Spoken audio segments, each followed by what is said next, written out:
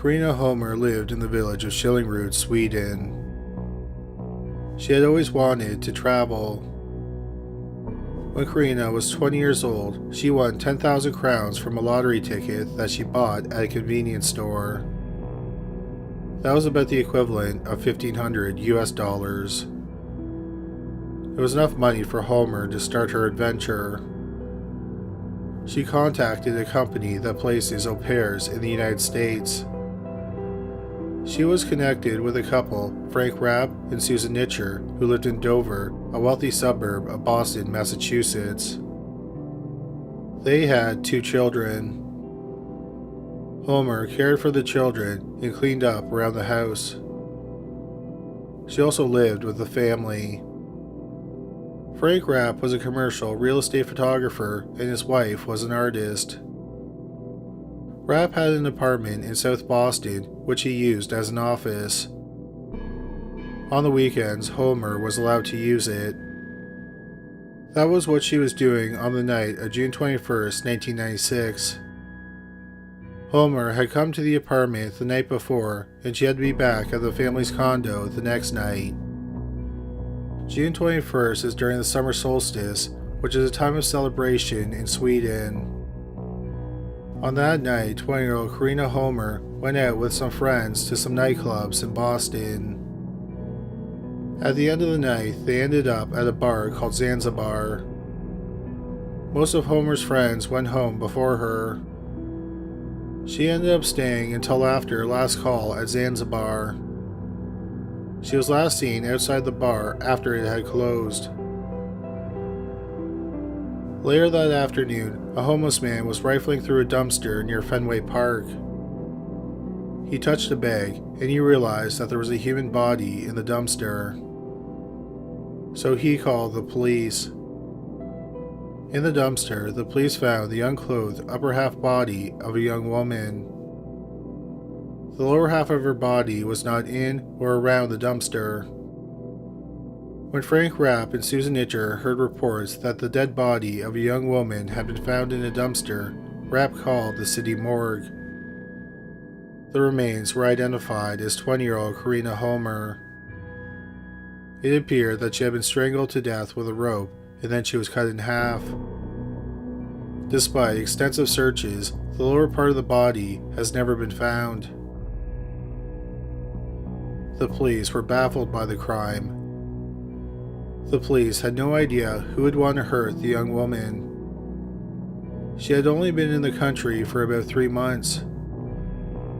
She was quiet and polite, and presumably she hadn't made any enemies. The police talked to Frank Rapp twice, but after the second interview, Rapp said that he had been cleared as a suspect. The police suspected that Holmer may have been cut in half because she had been sexually assaulted, and the killer did something with the lower half to make sure that his DNA wasn't identified. Another major problem is that the police didn't have a crime scene to investigate. Crime scenes can yield valuable evidence like fingerprints, hairs, blood, the murder weapon, and etc. Or the crime scene is someone's home or place of business. That helps narrow down the suspect list. But the police have no idea where Holmer was killed and dismembered. The only thing that they knew for sure was that the top half of her body was placed in the dumpster. A partial fingerprint was found on the garbage bag which contained the body, but it has never been matched to anyone. The police talked to several people who were with Karina Holmer at the nightclub. One of Holmer's friends said that she saw her outside the bar after the last call. She was with an older man and they were going to an after party. Another friend said he saw Holmer in a gray Mitsubishi with 2 men. He told Holmer to get out of the car and come back with a group. One of the men told him to get lost or they would crush his skull. The police talked to some of Holmer's friends who lived in Sweden.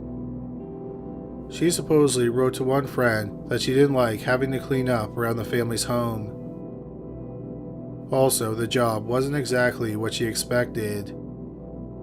In a letter to a different friend, Holmer wrote that something terrible had happened.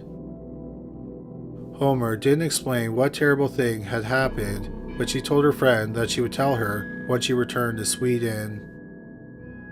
Holmer planned on going home in August. There is some speculation that the terrible thing led to the murder, but no evidence backs up that theory, and no one is even sure what Holmer was talking about when she referred to the terrible thing. Unfortunately, the police only have speculation and theories without much evidence to back up anything. They consider the possibility that more than one person was involved in the murder. But after some consideration, the lead detective thinks that only one person was involved in the murder. He does not think that more than one person could keep something like that a secret for over 2.5 decades.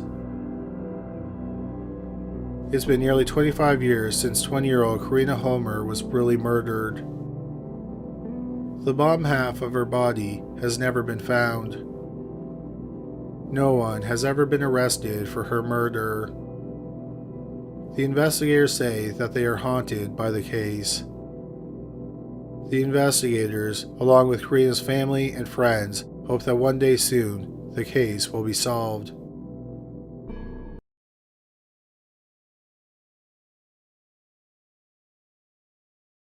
Amy Billig was born in January 1957 in Manhattan, New York.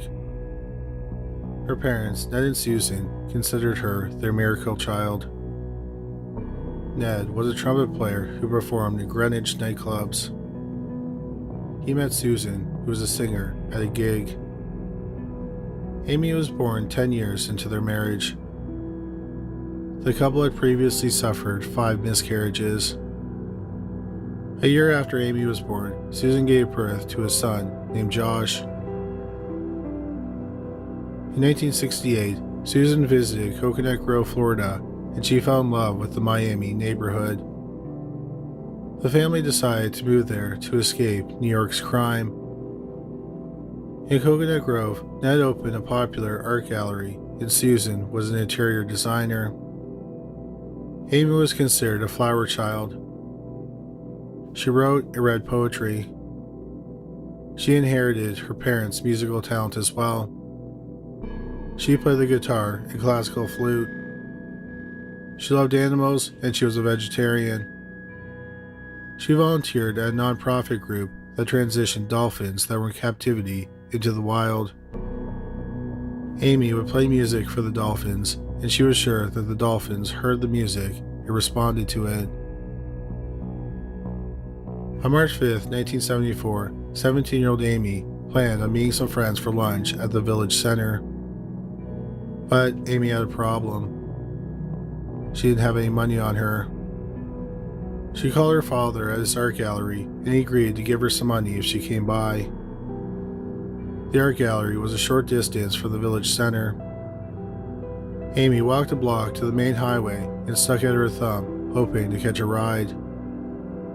It was common for Amy to hitchhike in the neighborhood. Unfortunately, Amy never made it to her father's office. She also didn't make it home that evening, so she was reported missing. Days passed and several tips came in, but they did not lead to Amy being found. One person saw her get into a green Jeep. Another person said he saw her get into a white van. On March 16, 1994, 11 days after Amy vanished, her family received a call. It was from a woman who refused to give her name. She said that some members of the outlaw motorcycle gang kidnapped Amy while she was hitchhiking. They had taken her to Daytona Beach, Florida, and they were holding her against her will.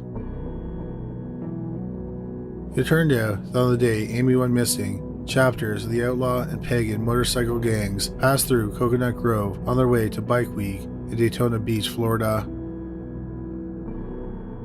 Not long after that call, the police got another lead.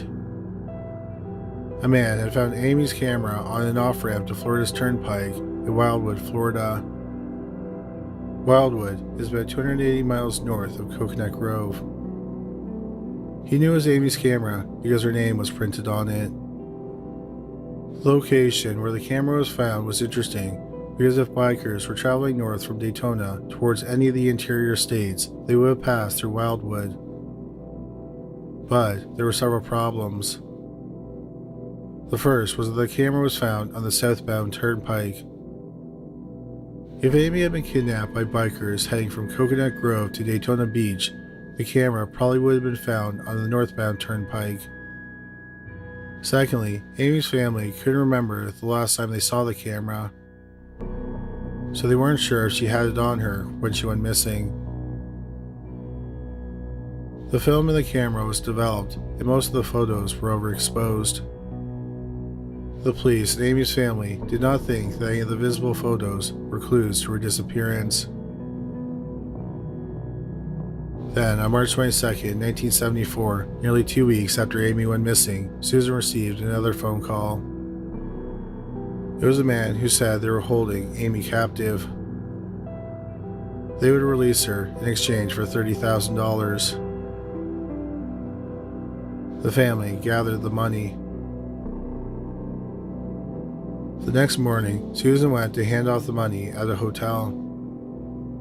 She was surprised that the person who came to accept the money was a teenage boy. Susan refused to hand over the money without him proving he had Amy. The boy couldn't, so Susan kept the money and the boy ran away. Police officers were monitoring the situation. They arrested the boy and his twin brother, who was also at the hotel. They were identified as Larry and Charles Glasser, who were both 16. They had never met Amy, and they weren't involved in her kidnapping. The brothers were charged with extortion.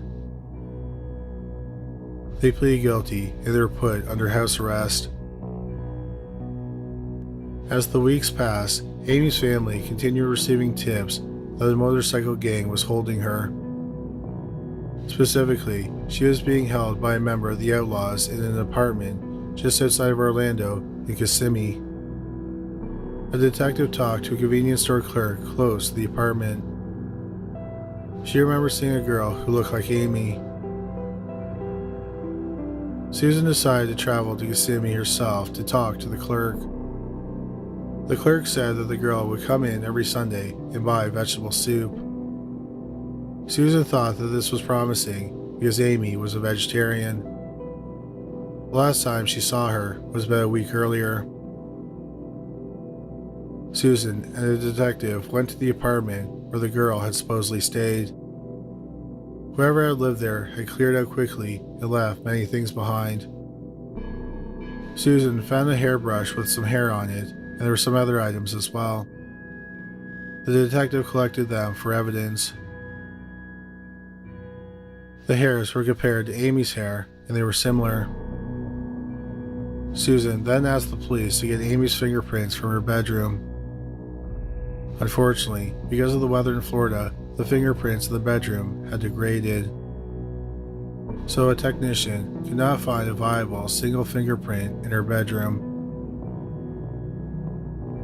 A year went by, and Bike Week was once again held at Daytona Beach. Amy's family roamed around looking for her, but they didn't find her.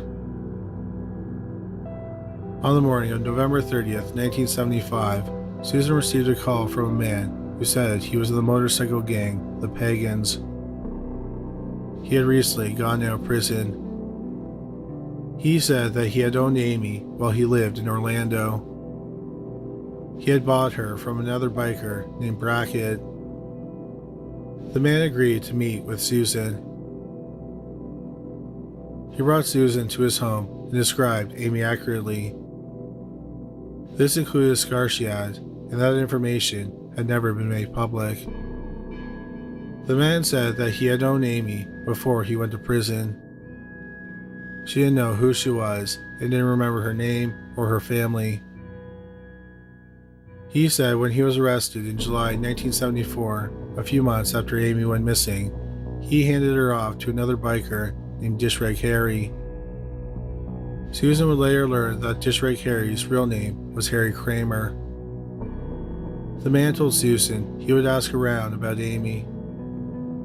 Susan memorized the license plate of the man's bike, and after she was dropped off, she called the police. She learned that the man she spoke to was named Paul Branch. He had done time for auto theft, concealed weapons, assault, and murder. He had shot a guy in the head in a bar. He was released after 7 years because his conviction was overturned on a technicality. Branch was apparently an executioner for the pagans. He had been a Hell's Angel and formerly had Hell's Angels tattoos, but he burned them off with battery acid to avoid being killed by members of the Hell's Angels. Branch later told Susan he tracked Amy down to the West Coast. She was living with a man who didn't want to give her up. Branch said that he and a friend were heading to the area where the man and Amy lived and he would report back. But Branch never made it to the West Coast. When Susan asked him why he hadn't gone, he always had an excuse. Then Branch told Susan that Amy was in Tulsa, Oklahoma. Susan traveled to Tulsa and began looking for her daughter. Branch came to Tulsa and claimed he was there looking for Amy.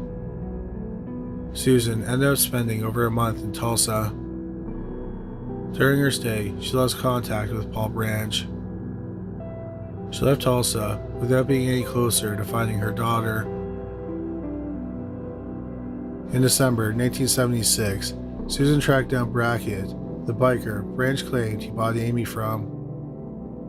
Brackett was in prison in Florida. He denied selling any girl to Branch. Susan continued looking for her daughter by visiting places like strip clubs in Florida and asking if anyone recognized Amy. No one could say for sure that they saw her. In the summer of 1977, 3 years after Amy went missing, Paul Branch called Susan out of the blue. He said that Amy had been in Tulsa and that she was taken to Seattle, Washington. Not long after the call, Susan found out she had heart disease. She had a bypass operation and spent a week in intensive care. Even in the hospital, she spent her time investigating by making phone calls from her bedside. Then, in mid-November, Susan traveled to Seattle. Several people said that they saw Amy, but Susan had no definitive evidence that her daughter was ever there. She returned home after a few weeks. Another year went by, and no trace of Amy was found. In May 1979, a man calling himself Hal Johnson started calling Susan.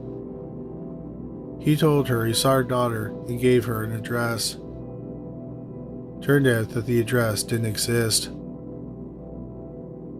Hal Johnson would later call back and say obscene things to Susan. He liked to tell her that he was keeping Amy as a sex slave, or that she was part of a sex slave ring. Hal Johnson continued to call Susan for years. Every time the police traced the calls, they were traced to payphones. The 1970s ended and the 1980s passed without any trace of Amy turning up.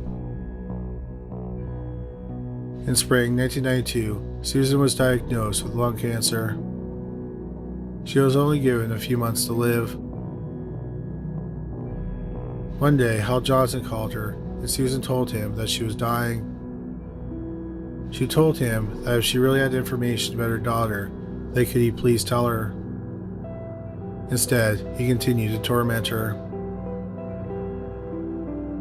Susan had several operations, and she survived her cancer diagnosis. But then in January 1993, Ned Billig was diagnosed with lung cancer. Hal Johnson kept calling Susan to harass her. He would mock her about her husband dying. In March 1993, 69-year-old Ned Billig passed away. On his deathbed, Susan promised that she would never stop looking for Amy. After Ned died, Hal Johnson called and laughed at Susan because she was all alone now. He told her that she better watch out. Eventually, a cold case detective was assigned to Amy's case. He also traced Hal Johnson's calls. All that was known was that the calls were coming from payphones in Kendall, a suburb of Miami. The detective set up surveillance of the payphones, but it didn't lead to Hal Johnson's arrest. The cold case detective also found Paul Branch. He was living in Gordonsville, Virginia. Branch had spent much of the 1980s in prison for murder. He got out early because he snitched on other bikers. When the detective found Branch, he had skin cancer. Branch told the detective everything he told Susan was true. He had known Amy for a short time in Orlando, and then he gave her to a man named District Harry. In 1993, Hal Johnson called Susan again. This time, the call was traced to a cell phone. But at the time, due to technological limitations, the police couldn't trace it to a specific cell phone. But then, in October 1995, the police finally traced the cell phone. After 17 years, the caller was identified. It belonged to a 48-year-old man named Henry Johnson Blair, who worked as a customs agent. At the time, he was the top supervisor of undercover operations. Henry was interrogated, and he admitted that he made the calls. He blamed it on his obsessive-compulsive disorder, and he would get drunk and make the calls. He was adamant that he had never met Amy and had nothing to do with her disappearance. But there were some odd potential connections between Henry Blair and Amy. Henry married a woman named Cynthia shortly before Amy vanished. They returned from their honeymoon 2 days before she was kidnapped. Weeks after Amy vanished, a woman who identified herself as Mrs. Blair called Susan and said that her husband said that he saw Amy walking in North Miami. Also, just before she went missing, Amy had written in her journal about a man named Hank who wanted to take her to South America. None of Amy's friends knew anybody named Hank, but Henry Blair's nickname was Hank. When Amy went missing, Henry was a sky marshal who often traveled to South America. One of the photos found on Amy's camera was of a white van. In 1974, Henry owned a white van that was the same model as the van in the photo. Also, a witness said that they saw Amy getting into a white van. But the police never found any evidence connecting Henry to Amy's disappearance. Henry Blair was charged with aggravated stalking. He went to trial at the end of February 1996. He was ultimately found guilty of stalking, but not aggravated stalking. He was sentenced to 2 years in prison. Susan then sued Henry. He settled out of court for $5 million. But he didn't have that much money, so he was only ordered to pay between $6,000 and $7,500 every year. In early 1998, a British documentary team went to interview Paul Branch. But they were too late. His girlfriend told them he had died on New Year's Eve 1997. But she supposedly told the team that she had information about Amy's whereabouts.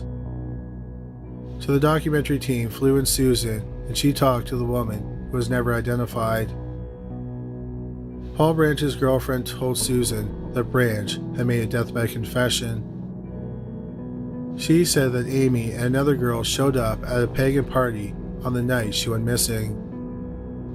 Amy started drinking and doing drugs. At one point, she got mouthy, and one of the bikers decided they would gang rape her. During the assault, Amy was given drugs several times to ensure she wouldn't fight back. At some point, she overdosed and died. So they cut up her body and then dumped the remains in the Everglades so that the alligators could eat them. The police and Susan initially believed Paul Branch's girlfriend's story. In March 1998, Amy's family had a memorial service for her. The documentary team encouraged Susan to put Amy's death date as March 5, 1974, the day she disappeared, on her tombstone. But then, it was later revealed that Branch's girlfriend was paid for the interview. Most news services do not pay for interviews because it can influence people to say things that the producer wants them to say. So the deathbed confession is considered highly questionable. One of Paul's friends was questioned, and he was sure that Amy lived with him in Orlando. He said that afterward, she was sent north, possibly to New Jersey. She was probably murdered there at some point because she had witnessed too many crimes, and her case was highly publicized. Susan wrote a book about her search for her daughter called Without a Trace. Susan Billig died in June 2005 at the age of 70. Unfortunately, many questions were left unanswered by the time she died. What happened to her daughter, and who is responsible for her disappearance? Was Paul Branch involved? If not, how did he know about her scar? Did he confess on his deathbed? Was Henry Blair responsible for Amy's disappearance? Or did he really not know Amy? If he did, how do you explain all the strange connections to him? Or were they just coincidences? Unfortunately, Susan never found out the answers to these questions. Her son and Amy's brother, Josh, continues to look for his sister. If Amy Billig is alive today, she'd be 65 years old.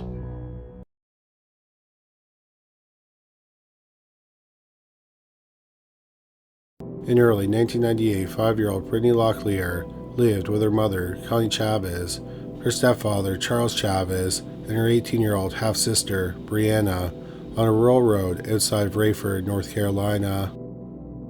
In 1998, Rayford had a population of about 3,600 people. In many ways, Brittany was a very typical little girl. She liked dolls and coloring. She loved Disney's Pocahontas. She also enjoyed attending church and aspired to be a doctor when she grew up. On January 7, 1998, Connie and Brittany were waiting for the school bus at the end of their driveway.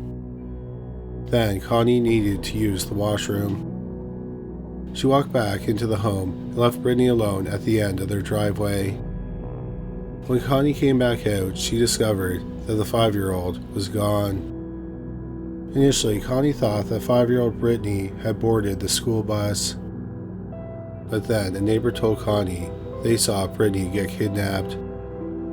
A man in a pickup truck slammed on his brakes when he saw Brittany standing at the end of her driveway. He got out of his pickup truck, grabbed Brittany, and then got back into the truck with her. He then sped off. The kidnapping was reported to the police and an immediate search began. Unfortunately, the neighbor either didn't get a good look or couldn't remember the details about the truck or the driver. The truck was possibly brown or tan and may have had lights on the roof. Also, the neighbor was not sure about the kidnapper's ethnicity. The neighbor thought they were possibly white, Aboriginal, or a light-skinned black man. Tragically, the next afternoon, the body of 5-year-old Brittany Locklear was found in a ditch about 2 miles from her home. She was naked and she had been sexually assaulted. She had been drowned in the ditch where her body was found. The brutal and senseless murder shocked the community. Many people were terrified about the prospect that the killer could be one of their neighbors. The police launched a massive investigation, but no leads were found. In 1999, the newly elected sheriff developed a suspect. He believed Brittany's stepfather, Stephen James, killed her. It has never been made public why the sheriff believed Stephen was the killer. Connie said that the sheriff tried to intimidate Stephen into confessing. Stephen was never arrested in connection with the murder. A new suspect emerged in July 2003, over 5.5 years after the murder. 44-year-old Keith Douglas Laundrie was arrested for a bank robbery in the neighboring county, Moore County. Laundrie was a firefighter. After he was arrested, his locker at work was cleared out. In the locker, they found a photo of Brittany Locklear. Laundrie was sentenced to 18 months in prison for the robbery. In early 2009, while he was incarcerated, a DNA sample was taken. The police had developed a DNA profile from the biological evidence in Brittany's murder. Laundrie's DNA was not a match. The case has been cold ever since. It's been over 26 years since 5-year-old Brittany Locklear was murdered. Her family still holds out hope that the murder will be solved. Since the police have the killer's DNA, it's possible that the case could be solved using genetic genealogy. Hopefully, in the near future, we'll have an update on this case. Thank you so much for watching today's video. If you enjoyed it, we'd really appreciate it if you subscribed. Also, don't forget to watch our shorts on YouTube, Instagram, and TikTok. Once again, thank you for watching.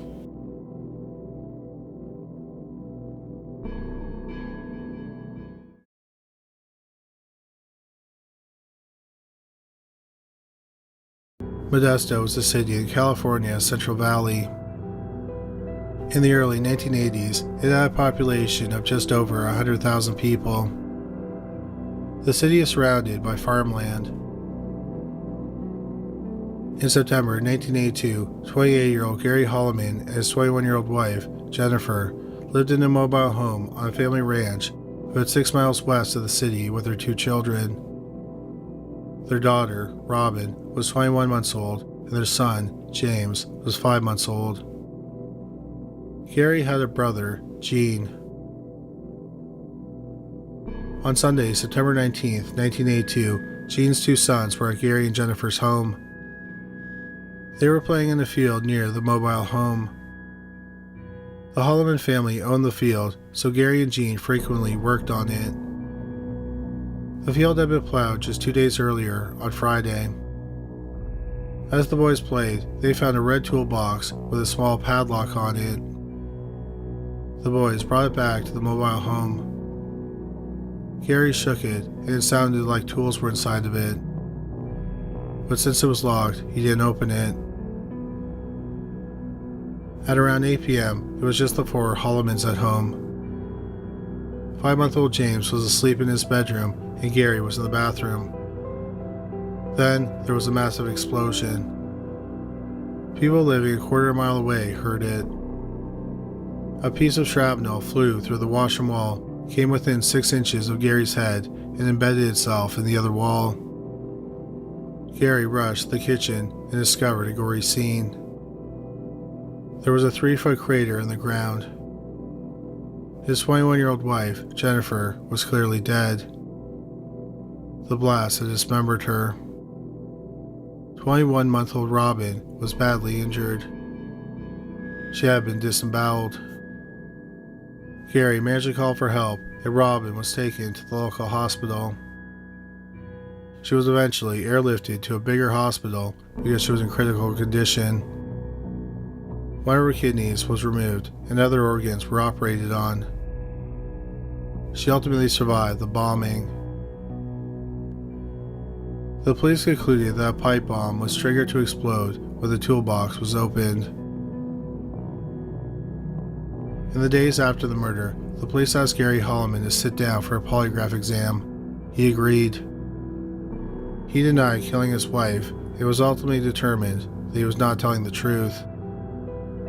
Gary was adamant that he didn't kill his wife. He called the results of the polygraph exam bogus. He pointed out that he didn't have any reason to kill his wife. Also, why would he do it in a way that would endanger himself and his children? But not everyone believed that the results were bogus. Jennifer's family turned on Gary. They believed that he was the killer. The police also thought that Gary killed his wife. They concluded that Gary knew his nephews would find the toolbox and give it to Jennifer. Then Jennifer's curiosity would take over and she would open the toolbox. However, the police couldn't find any evidence to charge Gary. Gary eventually developed his own theory about who killed his wife. In his theory, he doesn't believe that Jennifer was the target. Gary noted that the toolbox was a bright color and it was placed in the field.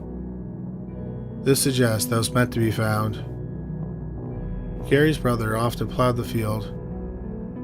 He had done it just 2 days before the murder. Gary believed that his brother's wife, Harriet, masterminded the bombing to get rid of Jean, who was supposedly emotionally abusive.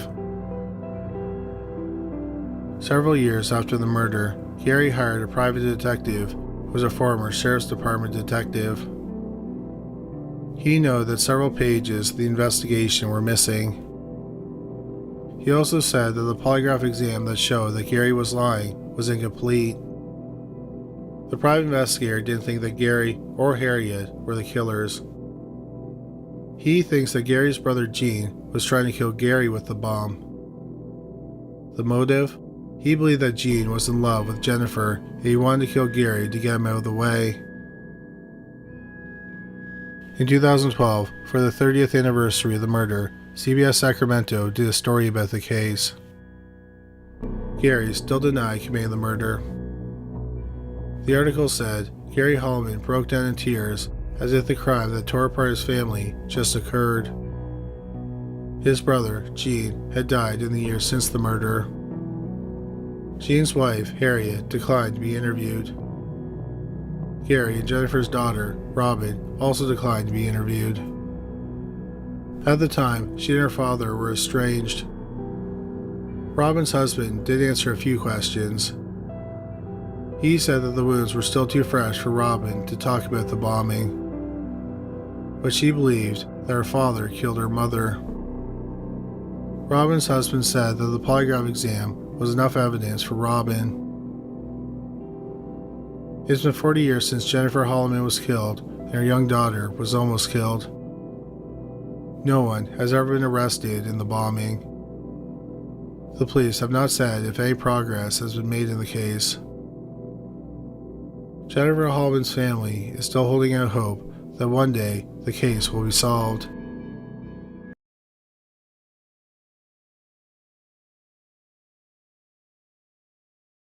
In September 1980, 32-year-old Roger Atkinson lived in St. Joseph, Missouri.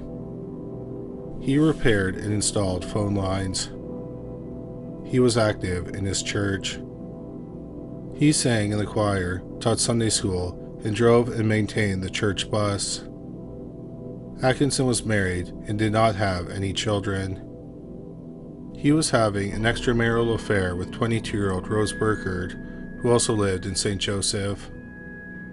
Burkert was a single mother to a 2-year-old daughter and a trainee nurse. From September 8th to the 12th, 1980, Atkinson was working over 200 miles away from St. Joseph's in Koecher, Missouri. Atkinson told his wife he had to work over the weekend, but he was actually going to spend the weekend with Burkert.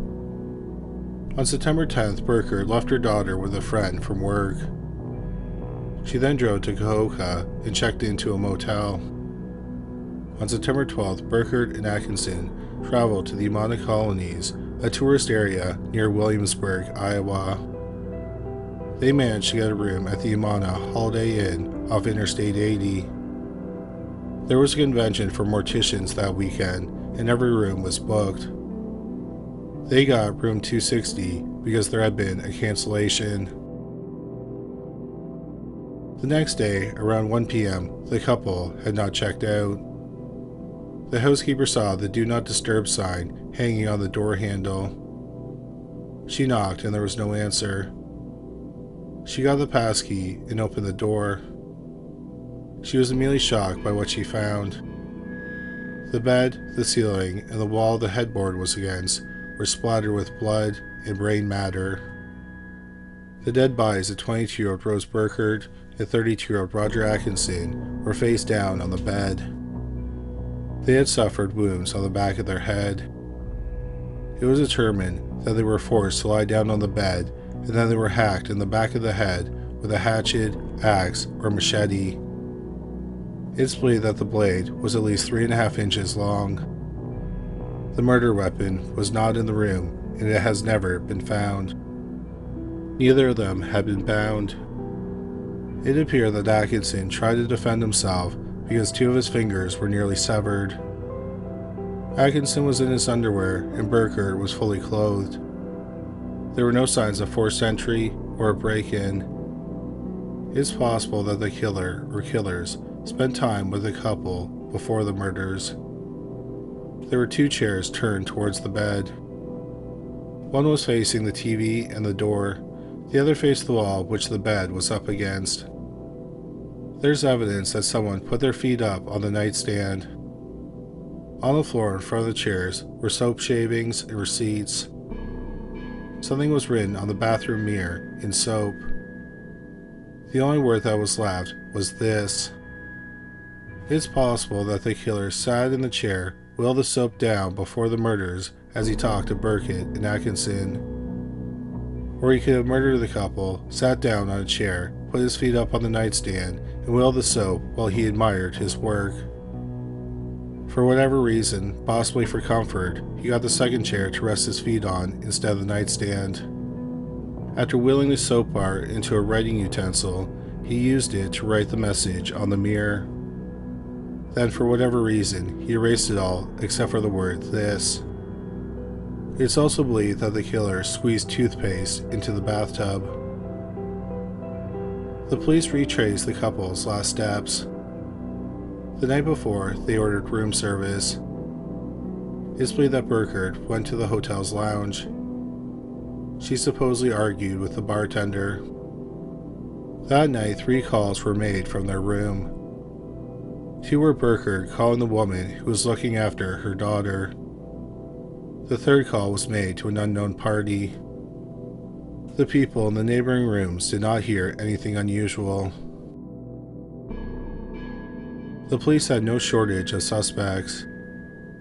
It was an open secret that Burkert and Atkinson were having an affair. Many people, including Atkinson's work crew and Burkert's babysitter, knew where the couple was going. One thing to note about Atkinson's crew, who were working 100 miles south of the hotel, is that they used machetes in their work. Weeks before the murders, Rose Burkert went to the police station in St. Joseph. She filed a complaint against her ex-boyfriend. She told the police if she was found murdered, then he was the one who killed her. Burkert supposedly kicked her ex-boyfriend out of her home because of his drug use. Then, in the weeks before she was killed, he stalked her. He sat outside her home in his van. Burkert was worried, so she bought a dog. One day, she found the dog murdered and hung up in front of her home. She also found threatening notes on her car when she parked it at work. She was so disturbed, she planned to change jobs. The police investigated the ex-boyfriend. He had an alibi and passed a polygraph exam, so he was cleared as a suspect. A major problem for the police when investigating the murders was that they didn't know who the target was, if there was a target, and they weren't just randomly chosen victims. Atkinson possibly had a lot of enemies. Atkinson met Burkert when he installed a phone line at her home. Atkinson had a ploy to start affairs with women through his job. He would do the job improperly the first time, so he would have a reason to return to their home. This is what he did with Burkert. Atkinson had several affairs with women who were already in relationships, so an angry boyfriend or husband could have killed him. Another person of interest in the case was the bartender who Burkert allegedly argued with hours before she was killed. The day after the murders, he suddenly quit and left town. He did not even pick up his last paycheck. His car was later found abandoned about 20 miles away in Iowa City. When the police finally tracked him down, they could not interview him. He had enlisted in the army and he was stationed in Germany. Another suspect is serial killer Charles Ray Hatcher. Hatcher was born in July 1929 in Mound City, Missouri, which is about 30 miles north of St. Joseph. He moved to St. Joseph when he was 16. It's believed that Hatcher committed his first murder in July 1961 while he was in the Missouri State Penitentiary. He was serving a 5-year sentence for attempting to kidnap a 16-year-old boy at knife point. On July 2, 1961, Hatcher worked in the prison's kitchen. A fellow inmate, 26-year-old Jerry Tharrington, was found raped and murdered on the kitchen's loading dock. At the time of the murder, the only inmate in the kitchen who was unaccounted for was Hatcher. There was not enough evidence to charge him with murder, but he spent time in solitary confinement for the murder. On August 27, 1969, Hatcher was in Antioch, California. He kidnapped and strangled to death 12-year-old William Freeman. 2 days later, Hatcher was in San Francisco, California. He lured a 6-year-old boy to what he thought was an isolated area. A man walking his dog came across Hatcher, beating and sexually assaulting the boy. The police were called, and Hatcher was arrested. He faked he was mentally ill, and he was committed to the California State Hospital for the next 3 years. He was tried for the kidnap and sexual assault in December 1972. He was convicted and sentenced to 1 year to life. He was paroled in May 1977. A year later, on May 26, 1978, Hatcher kidnapped 4-year-old Eric Christian from a playground in St. Joseph. Hatcher sexually assaulted and asphyxiated the boy. He then dumped his body in the Missouri River. The police quickly developed a suspect, and it wasn't Hatcher. It was Melvin Reynolds, a 25-year-old man with intellectual disabilities. He was arrested for the murder after the police coerced him into confessing. Reynolds was convicted of the murder, and he was sentenced to life in prison. In early September 1980, Charles Hatcher was in the Norfolk Regional Center in Norfolk, Nebraska for an assault charge. 6 days before Rose Burkert and Roger Atkinson were killed, he escaped from the center. The center is 322 miles west of the hotel where the couple was murdered. About a month after the murders, Hatcher was arrested in Lincoln, Nebraska for attempting to assault and rape a 17-year-old boy. He spent only 21 days in a psychiatric hospital. On June 20th, 1981, Hatcher was drinking with 34-year-old James Churchill on the banks of the Mississippi River near Rock Island, Illinois. Simply because he wanted to, Hatcher killed the 34-year-old man by stabbing him 10 to 12 times. He then buried the body. On July 29, 1982, 11-year-old Michelle Steele went missing from St. Joseph after leaving a dentist appointment alone. Her body was found about a mile downstream from where Eric Christian's body was found 2.5 years earlier. Michelle had been beaten, raped, and strangled to death. Hatcher, who was using the name Richard Clark, was seen in the area where the body was found. The day the body was found, Hatcher checked himself into a psychiatric hospital in St. Joseph. 4 days later, when the police realized he was in the hospital, he was arrested. The police built a strong case against him. For example, his teeth matched a bite mark on the body. Also, his shoe prints matched prints found at the dump site. In May 1983, while awaiting the trial for the murder of Michelle Steele, Hatcher asked to talk to an FBI agent. Hatcher gave the FBI agent a map to the body of 34-year-old James Churchill, whom he had killed near Rock Island, Illinois, about 2 years earlier. Hatcher told the FBI he had killed 15 other people. They were all males, and 3 were children. The police followed the map and recovered Churchill's remains. In August 1983, Hatcher confessed to the murders of Churchill, 12-year-old William Freeman, and 4-year-old Eric Christian. By then, Melvin Reynolds had spent 4 years in prison for Eric's murder. In October 1983, Hatcher pleaded guilty to murdering Eric. He was sentenced to life in prison. The next day, Melvin Reynolds was released from prison. Hatcher never confessed to the murder of Michelle Steele. He went to trial for her murder in September 1984. The trial lasted 5 days and the jury deliberated for 6 hours. Hatcher was found guilty. Hatcher requested the death penalty. Instead, on December 3, 1983, he was sentenced to life in prison with the possibility of parole after 50 years. 4 days later, 55-year-old Charles Ray Hatcher was found dead in his cell. He had hanged himself. Although Hatcher had confessed to 16 murders, he was only connected to 5: Jerry Tharrington, William Freeman, Eric Christian, James Churchill, and Michelle Steele. When Rose Burkert and Roger Atkinson were hacked to death, Hatcher was free. As mentioned previously, he escaped from a hospital 322 miles from the crime scene 6 days earlier. It's believed that Burkert and Atkinson knew their killer because there was no forced entry or break-in. It's also possible that the killer sat in a chair and talked to them before murdering them. It turned out that Atkinson had a connection to the serial killer. Charles Hatcher was the uncle of Atkinson's wife. However, the police are not convinced that Charles Hatcher killed the couple. They believe on the night Burkert and Atkinson were killed, Hatcher was over 200 miles away in southwest Iowa. Instead, most investigators believe a different serial killer murdered the couple.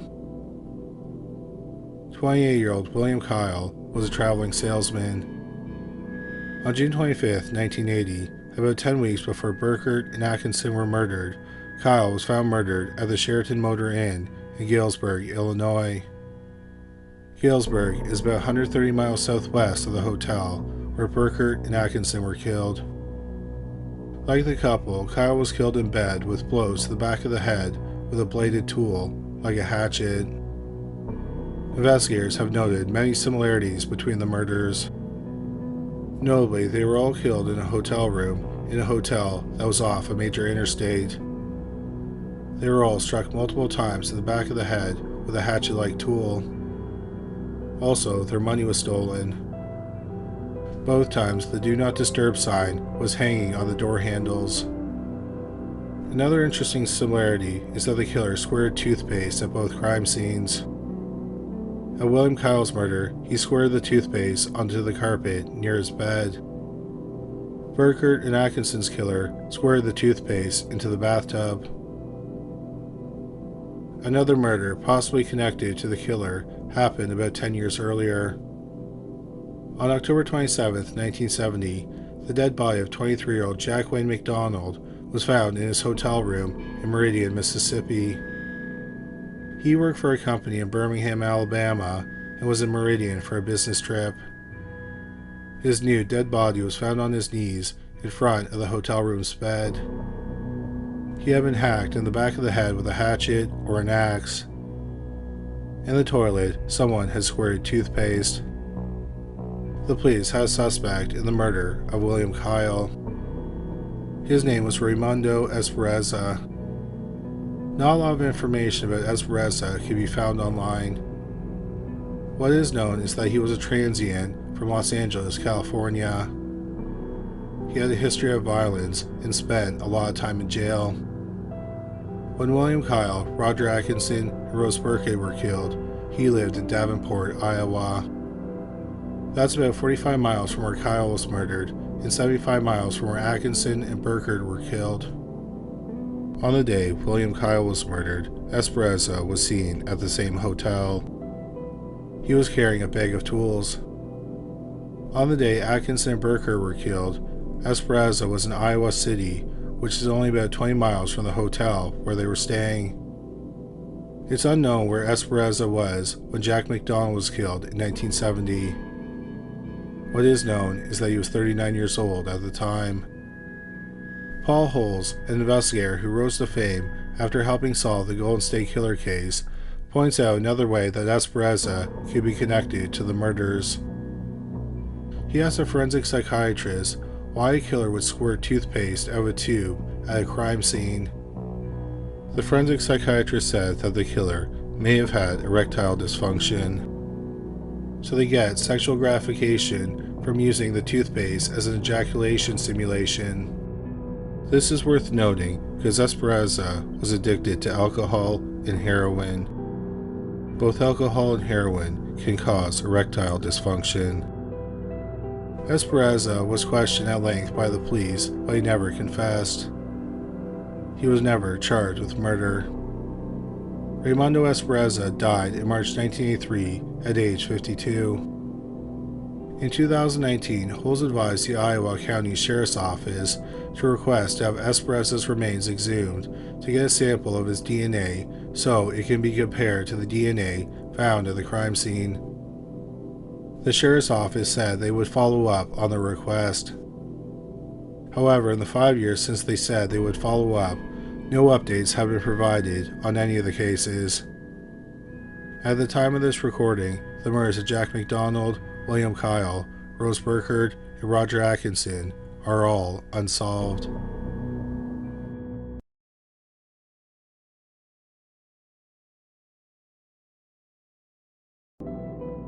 In the lead up to Christmas 1981, Rhonda Hinson was 19 years old. She lived with her parents and her younger brother in Valdez, North Carolina. Rhonda had a clerical job at a steel factory in nearby Hickory, North Carolina. On the night of December 22, 1981, Rhonda attended her work's Christmas party at an American Legion in Hickory. Rhonda had a boyfriend, Greg McDowell, but she chose to go to the party without him. Shortly after midnight, Rhonda left the party with two of her friends. She drove one of her friends home, and then she went to the home of her other friend.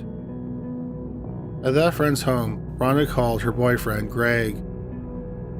After the phone call, Rhonda told her friend that Greg was mad and that they may break up. Rhonda then got into her recently purchased 1981 tan-colored Datsun 210 MP6. She then started the 10-mile trek home. But sadly, she never made it there.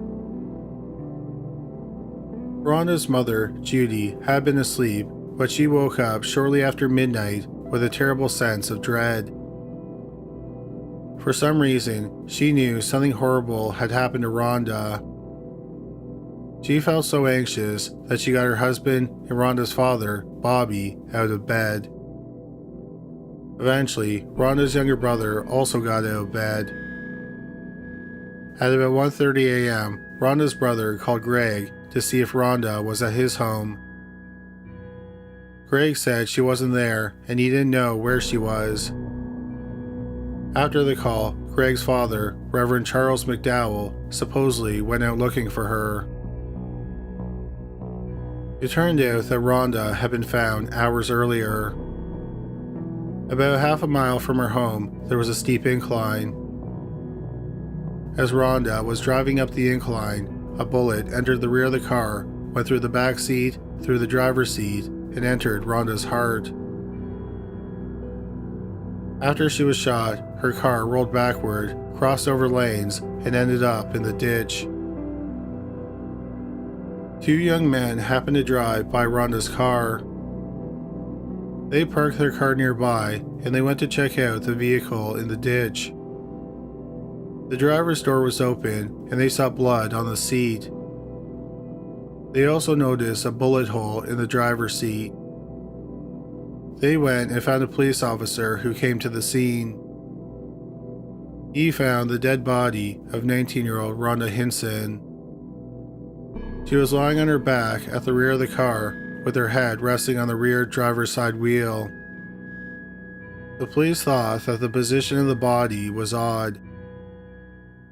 Because of her injury, the police did not think that Rhonda would have been able to exit the car by herself.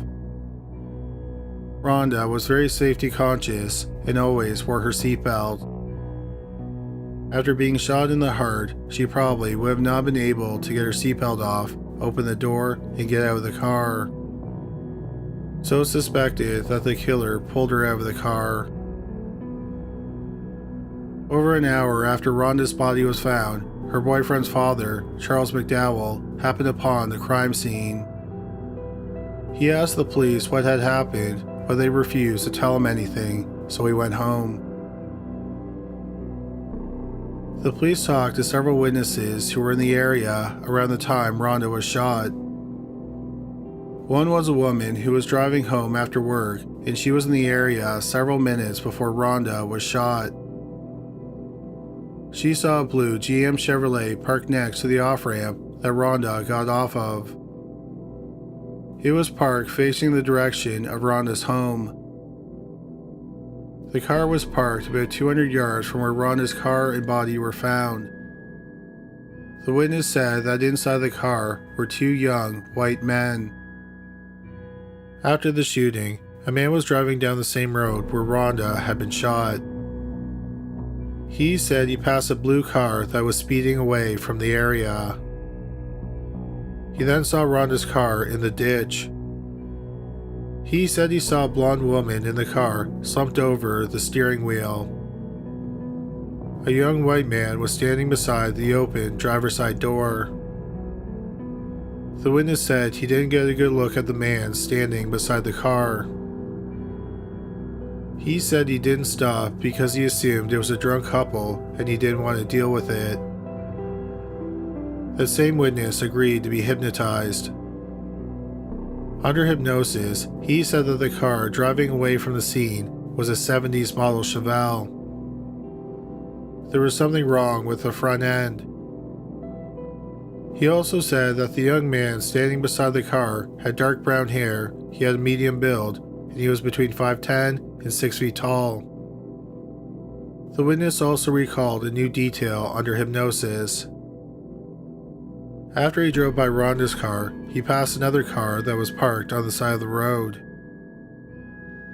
The car was a dark blue Trans Am. It was later determined that the Trans Am belonged to one of the young men who reported the scene to the police officer. It's possible that the young man the witness saw beside the car was one of the young men who alerted the police. The problem is that the witness who was in the car saw a blonde woman in the driver's seat, whereas the young men were adamant that the car didn't have anyone in it when they found it. They said that they saw blood and a bullet hole in the driver's seat and they didn't see a body. Once they saw the driver's seat, they immediately left the scene and found a police officer. The officer was the one who found the body. A possible explanation for the conflicting accounts is that the witnesses didn't remember things accurately, which is a common problem with eyewitness accounts.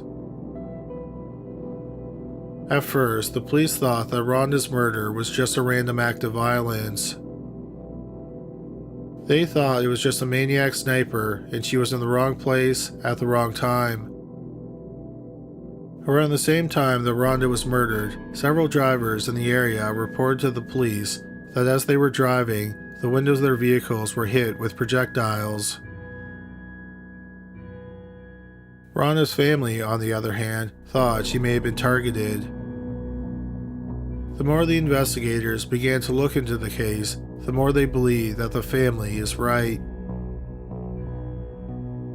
Rhonda graduated from high school about 6 months before she was murdered.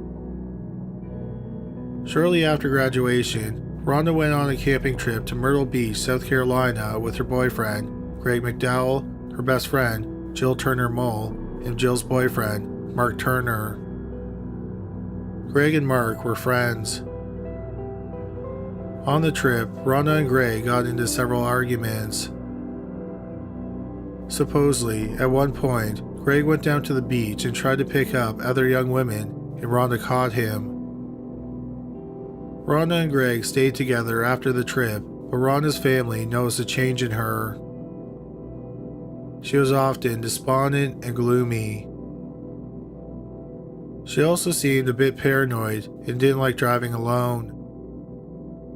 She'd often ask her father to come with her when she ran errands. On one of these drives, Rhonda said something odd to her father, Bobby. She said she had something to tell him, and it was bad. Bobby told his daughter she could tell him anything. She then changed her mind and said she couldn't tell him, but she said she would think about telling him. Another day, Rhonda asked her mother if it was ever okay to date a married man. Her mother said it wasn't because someone always ends up getting hurt. Rhonda told her mother she was asking because her friend was dating a married man. Rhonda had also been suffering from insomnia. Sometimes she would sleep at the foot of her parents' bed. She also asked her younger brother if she could sleep in his room. She even offered him money to let her sleep in the room. But her brother refused to let her sleep in his bedroom. Sometimes in the middle of the night, when Rhonda couldn't sleep, she would shower or have a bath. Her mother asked her why she was doing that. She said it was because she always felt dirty. According to experts, these are symptoms of women who were sexually abused. Some people have speculated that Rhonda was sexually assaulted by the father of her boyfriend, Charles McDowell. Several people who were close to Rhonda said that she didn't like Charles, and some said that she was afraid of him. Rhonda said that Charles would say inappropriate things to her. Sometimes when he walked by her, he would inappropriately brush up against her body. Charles McDowell, who was a reverend, presided over Rhonda's funeral. Many people who were in attendance were shocked by what Charles talked about in the middle of the service. Charles openly speculated if Rhonda got into heaven or if she went to hell. 4 days after Rhonda's murder, Charles resigned as pastor of the church. A month after the murder, Charles visited Judy Hinson for the first time since her daughter was murdered. Charles was cold and standoffish. He said that his son Greg was fine and eventually he'd move on and forget Rhonda. Judy accused Charles of killing Rhonda, and he denied it, saying he and his family loved Rhonda. While some people believe that Charles sexually assaulted Rhonda, they don't necessarily believe he had anything to do with her murder. The investigators believe that as Rhonda was driving home, she stopped the car near the beginning of the incline. They believe that someone was standing at the side of the road and Rhonda stopped to talk to him or her. Rhonda was then shot as she drove away from the person. Rhonda's family believes she would have only stopped if she knew the person. They do not think she would have stopped to talk to Charles. But they do think that Rhonda would have stopped to talk to her boyfriend, Greg, who was Charles's son. Several people claim that Greg was abusive. On the night of the murder, Rhonda and Greg had a fight. Just before Rhonda drove home, she called Greg from her friend's house. After the call, Rhonda told her friend that Greg was angry. Greg knew that Rhonda was at her friend's home and then she was going to leave to drive home. So he would have known where to find Rhonda at that time of night. 2 items found in Rhonda's car seemed to be evidence that Rhonda stopped to talk to Greg that night. One was a stuffed pink snake that Greg and Rhonda got on their trip to Myrtle Beach. They had an inside joke that involved the snake. It was on the floor in front of the passenger seat. What is odd about the snake is that no one ever remembered it being in Rhonda's car before her murder. But people do remember it being in Greg's bedroom. The other item was a gray zip-up hoodie, which was on the rear deck under the rear window and behind the headrests. Earlier, on the day of the murder, Rhonda's best friend, Jill Turner Mole, was hanging out with her boyfriend, Mark Turner. Mark dropped Jill off at home, and Jill noticed Rhonda's hoodie in the back seat of his car. Mark explained that the hoodie was in his car because Rhonda had left it there when she went with him to buy Jill's Christmas gift a few days earlier. Jill asked Mark if he wanted to give it to her so she could return it to Rhonda. Mark said no because he said he would just give it to Greg. Sometime after that, Greg stopped off at Mark's house. Mark told the police he did not remember if he gave Greg the sweater. Mark explained that his memory around the time of the murder was hazy because he was on medication because he had suffered a back injury the night before Rhonda was killed.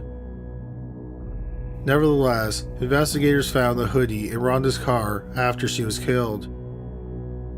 This has fueled speculation that Greg stopped Rhonda on the night of the murder. He gave her some items and keepsakes from their relationship, which commonly happens in breakups. She took the items and tossed them into her car. This is how the snake ended up on the floor and the sweater ended up in the back of the car. Then Rhonda drove away. It's alleged that as she was driving away, Greg shot her. Both Charles and Greg McDowell took polygraph exams. The results of Greg's first test were inconclusive, so he agreed to take a second polygraph exam. This time, he did not show any signs of deception when he was asked if he was involved in Rhonda's murder. Charles refused to take a polygraph exam for years. He finally took one in 1994, 13 years after the murder. He also passed the polygraph exam. Supposedly, Charles initially didn't want to do the polygraph exam because he had been cheating on his wife at the time of Rhonda's murder. Charles later left his wife and got remarried. The police have some physical evidence in the case.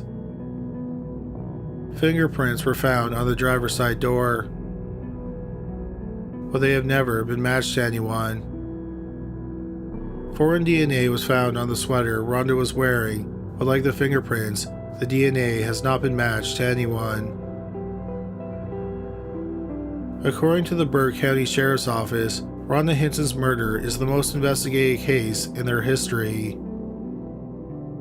Sadly, no arrests have ever been made in the case.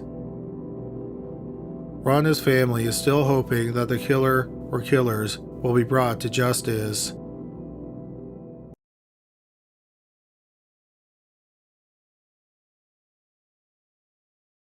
In early 1991, the Jacobs family lived in a quiet neighborhood in Sacramento, California.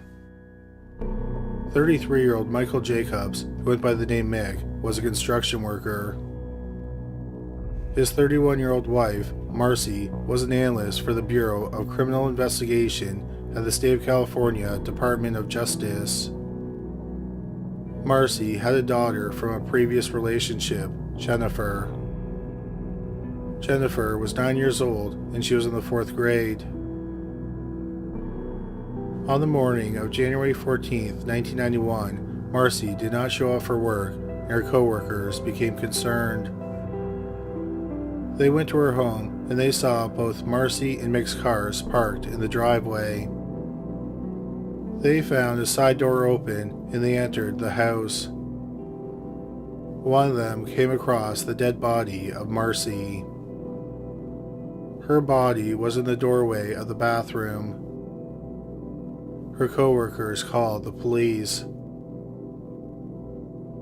It appeared that Marcy put up a fight before she was killed.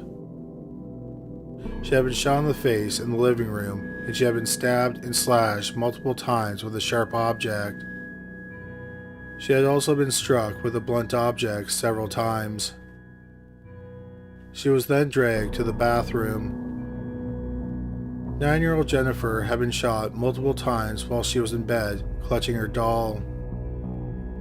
In a detached garage was the body of Mick Jacobs. Mick had been shot 4 times, once in the face, once near the top of the head, once in the back of the head, and once in the back of the neck. He was lying on the floor in the garage in front of an open safe. There was nothing in the safe. The police talked to the neighbors. No one knew the family well. They had just moved in less than a year before the murders. The bodies were found on a Monday morning, and the neighbors heard Mick and Marcy arguing that weekend. But no one could make out what they were arguing about. The police also talked to Jennifer's teacher.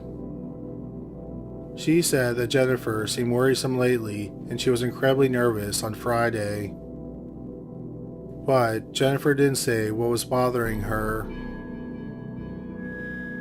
The police initially ruled that it was a murder-suicide. They even told Mick's family that Mick had killed Marcy and Jennifer and then took his own life. But there were several significant problems with that theory. Specifically, how did Mick manage to shoot himself multiple times in the head? Secondly, the gun wasn't found in the house, so they ruled it a homicide. The medical examiner did blood tests on the bodies. He found low levels of methamphetamine in Mick and Marcy's bloodstreams, so the police thought that their murders were related to drugs. But the medical examiner did not think that they were regular drug users.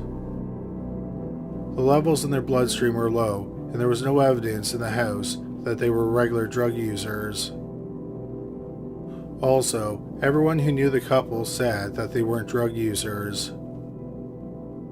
Marcy's mother believes that the killer may have forced them to do drugs. The next theory was that the family was killed in a robbery. Specifically, the killer or killers took whatever was in the safe. The shelves of the safe were lined with carpet, and there were imprints in the carpet that indicated that some heavy items had been stored there. The police asked around, and they learned that the safe didn't belong to the family. It belonged to Mick's friend, 31-year-old Richard Patrick McCarthy. The police learned that Mick and McCarthy had been friends since childhood. Mick accepted the safe without knowing what was inside of it. The police wanted to ask McCarthy what was inside of it, but they couldn't. That was because Richard McCarthy had been missing for at least 3 weeks. Months earlier, McCarthy had been released from the Yolo County Jail after serving 120 days for possession of methamphetamine and carrying a concealed weapon. The police asked McCarthy's friends, and they found out that the safe most likely contained weapons, cash, and possibly gold bricks. It's believed that there could have been up to $150,000 in the safe. The police believe that Richard McCarthy was murdered 3 weeks before the family. Before he was killed, he told his killer or killers about the safe. After he was murdered, his body was disposed of. Then the same person or people killed the Jacobs and stole whatever was inside the safe. But the police have no idea who that person or people might be. In early 2020, near the 29th anniversary of the murders, the police in Sacramento said that they hope with new DNA technology like genetic genealogy that the case will be solved soon. But unfortunately, the 30th anniversary of the murders passed in January 2021, and the police did not announce any advancements in the case. As of right now, the murders of the Jacobs is considered cold, as is the disappearance of Richard McCarthy. His body has never been found.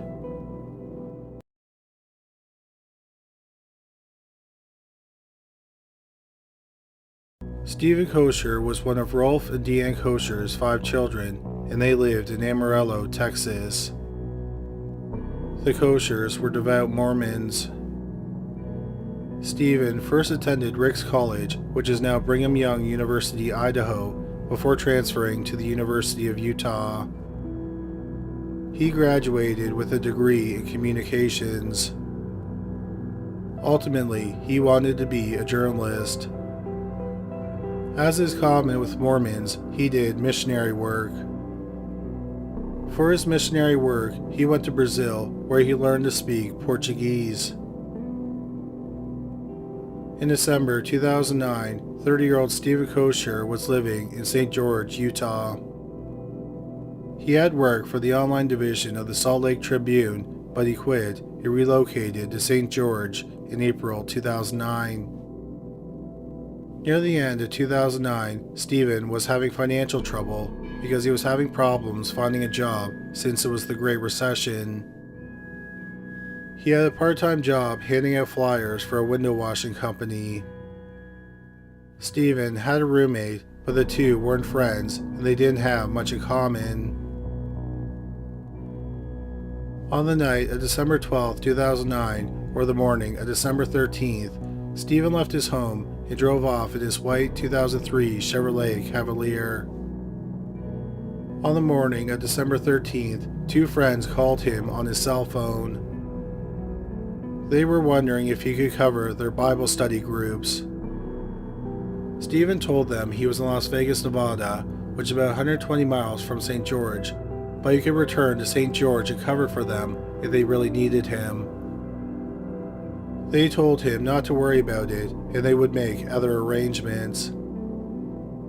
Stephen didn't explain why he was in Las Vegas, and neither of his friends asked him why he was there. That was the last time any friends or family talked to 30-year-old Stephen Koecher. 4 days later, on December 17th, parking enforcement in Henderson, Nevada, called Stephen's parents.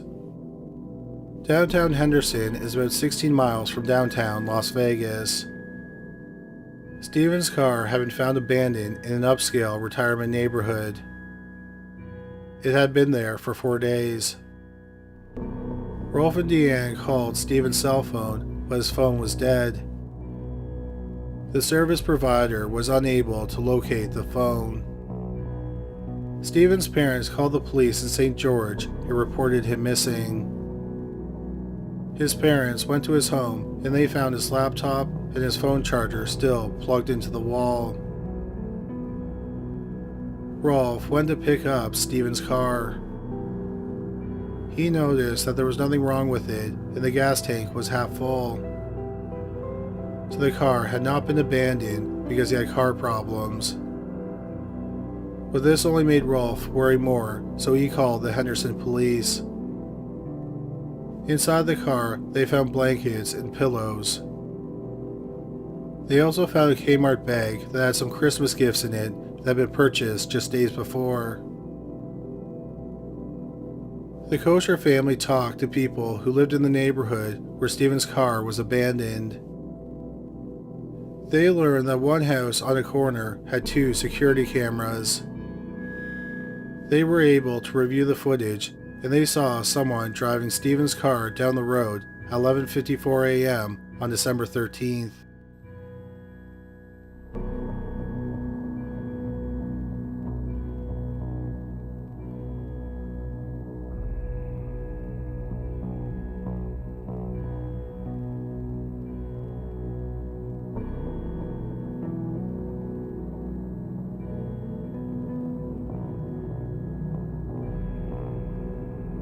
Six minutes later, at noon, a man is seen walking down the road with something under his left arm.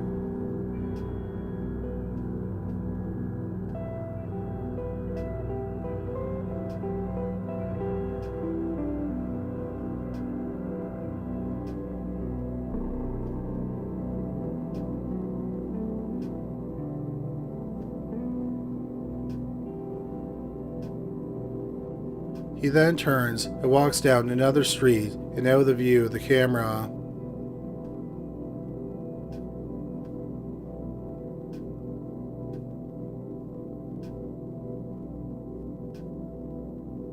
Because of the quality of the video, no one is sure what is under the man's arm. Also, no one, not even Stephen's mother, can say with 100% certainty that the man was Stephen. But his family, who has reviewed the video countless times, believes it is him, but they cannot say for sure. Stephen's family noted that he didn't seem disoriented, confused, or lost.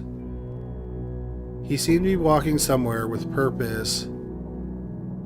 But the police and Stephen's family have no idea where that somewhere might be. His friends and family do not think he knew anyone in Henderson. About 5 hours after the man was recorded on the cameras, Stephen's cell phone signal was picked up in a residential area about 9.5 miles north of where his car was abandoned. 2 hours later, his cell phone pinged in a neighborhood about 2 miles north of where his cell phone last pinged. The following day, at 6:04 a.m., someone used Stephen's cell phone to check his voicemail. The phone was used near Interstate 95, about 2 miles north of where it last pinged. Then it appeared that the phone stayed in that area for 2 days. That was the last trace of 30-year-old Stephen Koecher. His cell phone has never been found. More importantly, Stephen Koecher has never been located. There are several theories about what happened to Stephen Koecher, but all the theories have significant flaws. The first theory is that Stephen chose to disappear and he started a new life somewhere. But Stephen didn't have any money, which would have made it difficult for him to choose to vanish. He also loved his family, and he had no problems with them. There was some speculation that Stephen ran off with a 28-year-old woman named Susan Powell. Susan went missing from West Valley City, Utah, 5 days before Stephen went missing. Susan's husband, Josh Powell, suggested that Susan and Stephen ran away to Brazil, where Stephen did his missionary work. But there is no evidence that Stephen Koecher and Susan Powell knew each other, let alone ran off together. It's also doubtful that Stephen left the country. Stephen's passport was found among his possessions in his home. Also, Stephen hasn't used his bank accounts or social security numbers since he disappeared. Josh Powell is considered the prime suspect in the disappearance of his wife. We cover the complex and tragic case of Susan Powell in our November 2017 video, 3 Murder Cases with Bizarre Twists. A link to that video is in the description box, and we'll also have a link at the end of this video. Another possibility regarding the disappearance of Stephen Koecher was that he was high or drunk and he was killed in some type of accident. After all, someone dying from partying too much or misadventure in Las Vegas isn't exactly unheard of. But Stephen was a devout Mormon and he didn't even drink coffee. Plus, if it was him seen walking away from his car, there were no indications that he was intoxicated. Another theory was that Stephen was involved in some type of illegal activity like running drugs. An officer with a K-9 unit examined Stephen's car. The officer was confident that no drugs had ever been in the car. Yet another theory is that Stephen died by suicide. After all, he was having financial trouble and he was having problems finding meaningful work. But his family did not think he was suicidal. They pointed out that he had purchased Christmas gifts for his family. He also told his parents that he planned on coming over for Christmas on December 23rd. So there was a sense that he was looking forward to the future. Also, if Stephen did take his own life, where is his body? A massive 4-day search of Henderson and the area around it was conducted, but no trace of Stephen was found. If someone is murdered, the killer, and possibly their accomplices, can hide the body. A suicide victim can't exactly hide their body after they die. Finally, there's the theory that Stephen met with foul play. The problem is that there is absolutely no evidence to prove this. Stephen didn't have any known enemies. Also, if the murder were personal, he most likely would have been killed closer to his home. No one knew he was planning on traveling to Nevada, so it seems unlikely that he was killed for personal reasons. One possibility is that Stephen was lured to Henderson and then murdered. But again, there is no evidence to back up that theory. Stephen's computer and email account was searched, and nothing was found to explain why he traveled to Nevada. Since Stephen has never been found dead or alive, the possibility that he met with foul play has not been ruled out. Unfortunately, there are more questions than answers regarding the disappearance of Stephen Koecher. A significant question is, why did he travel to Nevada? His computer and email accounts were searched, and his family found no reason why he would have traveled there. Nor did they find evidence that Stephen visited websites dedicated to suicide or sites that give instructions on disappearing and starting a new life. Nothing of interest was found on his laptop. His family believes that he planned to return home after a short time away. Otherwise, he probably would have taken his laptop with him. Stephen Koecher's family holds out hope that he is still alive and he'll be found soon. If Stephen Koecher is still alive at the time of this video, he is 41 years old.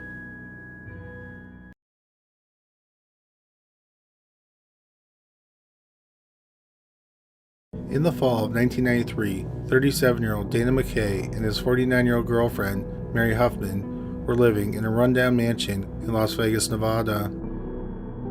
MacKay was a popular professional Elvis impersonator. He was the first Elvis impersonator to be hired to perform in the Legends and Concert Show on the Vegas Strip. Mary Huffman was a former beauty queen. In 1989, she was named Mrs. Nevada. In the fall of 1993, she owned a clothing store in Las Vegas. Their home was called Mini Graceland, and the couple was fixing it up. Besides being an Elvis impersonator, MacKay was also a landscaper.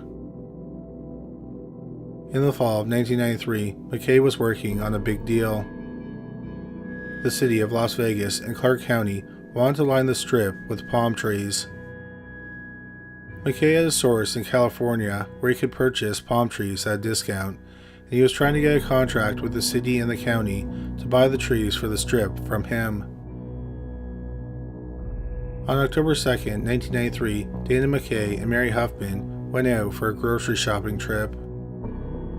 2 days later, their neighbor noticed the couple's front door had been open for a few days. She also had not seen the couple in the past couple of days. She made her way into the house and she found their dead bodies. They had been shot at close range, execution style. MacKay had been shot 7 times and Huffman had been shot once in the head. Near their bodies were spoiled steaks that the couple had purchased at the grocery store. The police initially thought that MacKay and Huffman were killed when they surprised a burglar who was robbing their home while they were out grocery shopping. But that theory was later discounted because nothing of value had been stolen. Jewelry and money had been in the house and had been left behind. The only thing that was missing was a manila folder that contained several documents about MacKay's musical career, his landscaping business, along with other personal and professional documents.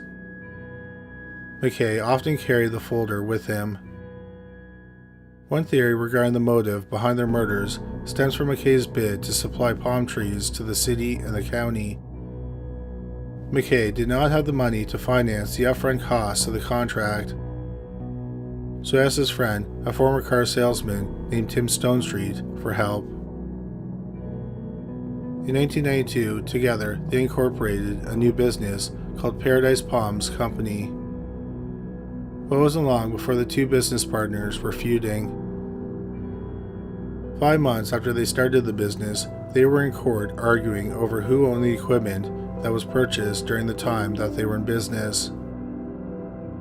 MacKay supposedly had some information about Stonestreet that he thought would help him win the court battle. But MacKay never got to present the evidence in court because he and Huffman were murdered. Tim Stonestreet was investigated and he had an airtight alibi for the time of the murders. He was in Aruba. However, some people suspect that the murders may have been a hired hit, but no evidence has ever been found to prove if anyone hired a killer. The police have another possible theory regarding the double homicide. A few months before the double homicide, on July 26, 1993, Kevin Wynn, the 26-year-old daughter of casino mogul Steve Wynn, was kidnapped. Steve ended up paying a ransom of $1,450,000 that night, and Kevin was released unharmed 2 hours after she was kidnapped. 3 men were arrested for the kidnapping shortly afterward. The police suspect that a 4th man was involved in the kidnapping. He may have also been involved in the murders of MacKay and Huffman. However, the police did not explain why they thought the two crimes were connected. MacKay's daughter, Missy Vargas, and MacKay's best friend, Danny Koecher, of Count's Cars and Pawn Shop fame, are sure they know who killed MacKay and Huffman and why they were killed. Missy Vargas said that she talked to her father before he was killed, and he told her that if he ended up dead, a specific person was responsible. However, neither Vargas nor Koecher have revealed who they think killed MacKay and Huffman.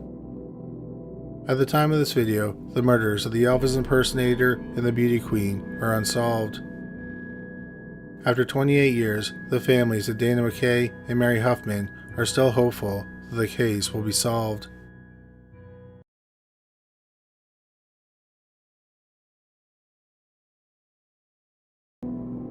Eve Stratford was born in 1953 in Dortmund, West Germany. Her father was an English medic who was stationed in West Germany after World War II.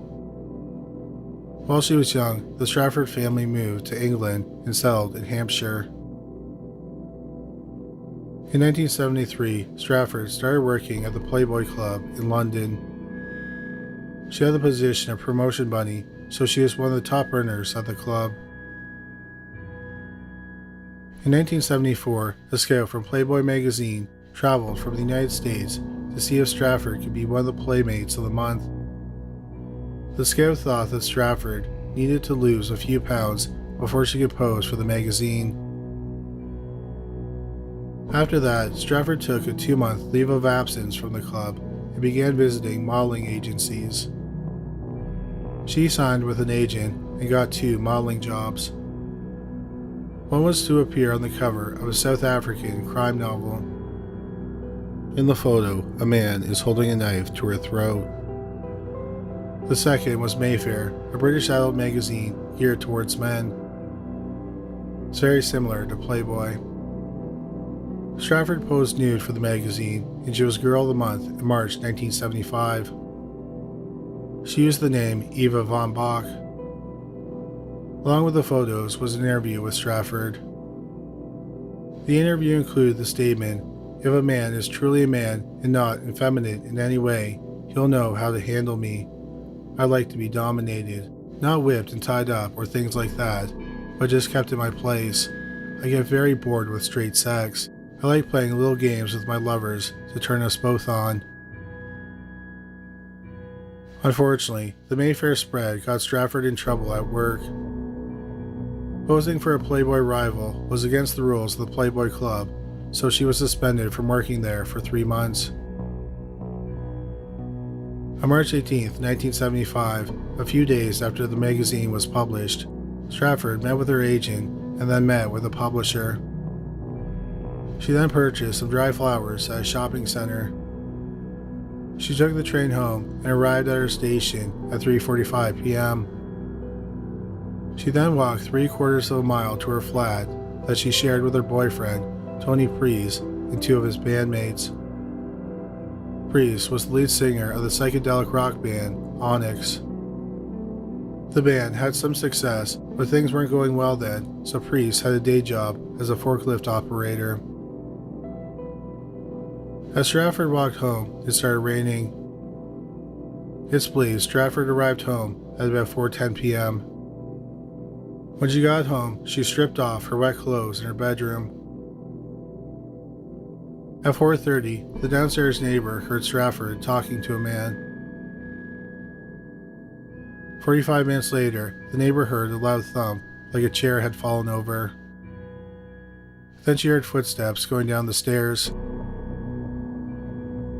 Shortly after that, the telephone in Stratford's flat started ringing, but no one answered it. At 5:25, about 10 minutes after hearing someone leave the flat, Stratford's boyfriend, Tony Priest, another one of the tenants, arrived home. In the bedroom, they found a gruesome scene. 20-year-old Eve Stratford had been brutally murdered. Her body was on the floor beside the bed. Her throat had been cut from ear to ear 8 to 12 times. She had been nearly decapitated. She was wearing a bra and underwear and a negligee. The negligee was open in the front. The belt from the negligee, along with one of her stockings, were used to bound her wrists behind her back. Her other stocking was tied around one of her ankles. The medical examiner determined that Stratford had sex that afternoon, but it's unknown if it was consensual or rape. The police thought that the sex was consensual and that she was killed afterward. They thought this because there were no signs of a break-in or forced entry. Plus, she was wearing her underwear, a bra, and the negligee.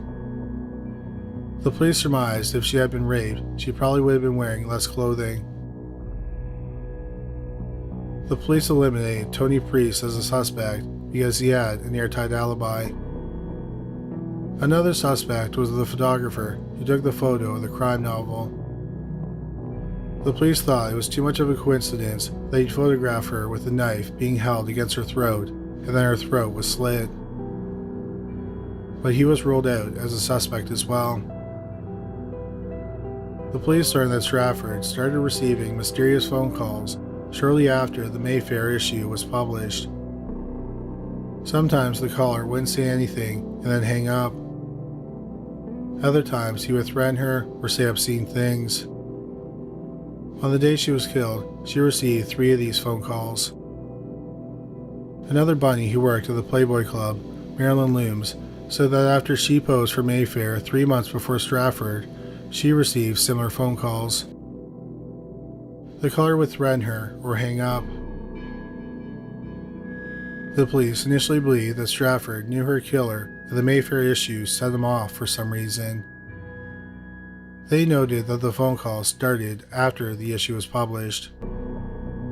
But what was odd was that Mayfair didn't publish her real name.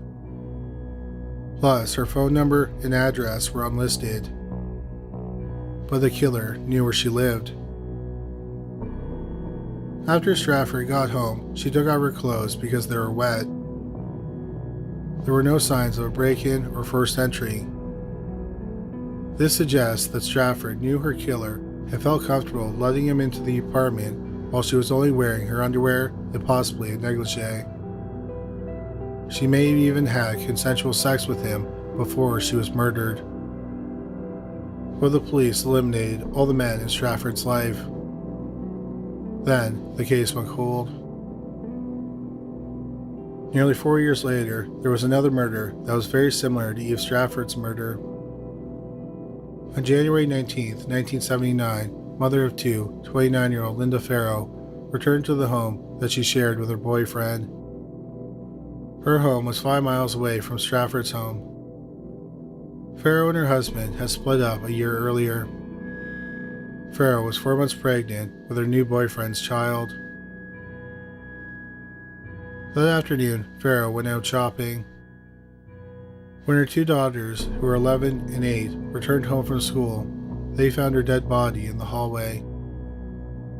Her throat had been slit nearly to the point of decapitation. There were no signs of a break-in or forced entry. The police thought that Farrow knew her killer, or he was waiting for her to get home, and then he slipped into the home after she walked in the door. There were several similarities between the cases. Both victims were attractive women with blonde hair in their 20s. Both victims worked at night spots in London's West End. Their throats had both been slashed. They were killed in their homes with no signs of a break-in or forced entry. Unfortunately, no arrests were made in Farrow's case. It also provided no new suspects in Eve Stratford's murder, so both murders went cold. Decades went by. Then in 2007, over 32 years after Eve Stratford's murder, there was an unexpected break in her case. DNA from her murder had been linked to another murder. However, it wasn't Linda Farrow's murder. Instead, it was the murder of 16-year-old Lynne Weedon. 6 months after Stratford's murder, on September 3, 1975, Weedon was out with friends. She started walking home alone. She walked down an alleyway she had been told not to use alone at night. But the alleyway was a shortcut to her home, so that night she took it. As she walked, a man snuck up behind her and hit her on the head with a blunt object, possibly a lead pipe. This blow fractured her skull. The attacker picked her up and placed her on the other side of the fence where there was a power substation. He then dragged her to an isolated area. He raped her and left her there unconscious. The next morning, Weedon was found and she was taken to the hospital. She never regained consciousness and died a week after the attack. For many reasons, the two murders were not connected. One reason is that the two women were attacked on the opposite sides of London.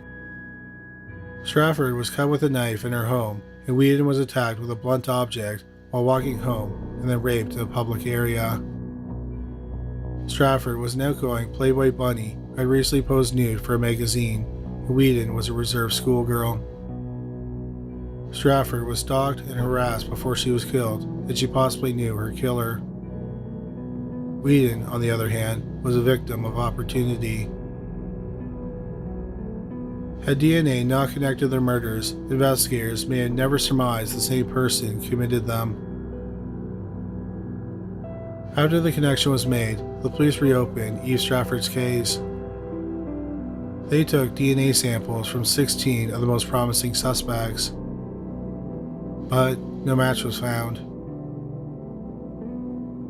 The police also decided to reopen the murder of Linda Farrow. From the evidence, they got a sample of the killer's DNA. The DNA did not match the DNA of the man who killed Stratford and Weedon. In January 2009, on BBC's Crime Watch, a detective said that a suspect in Farrow's murder was her ex-husband. They believe he either killed her or hired someone to kill her. He was apparently unhappy that she left him, moved in with another man, and was pregnant with his baby.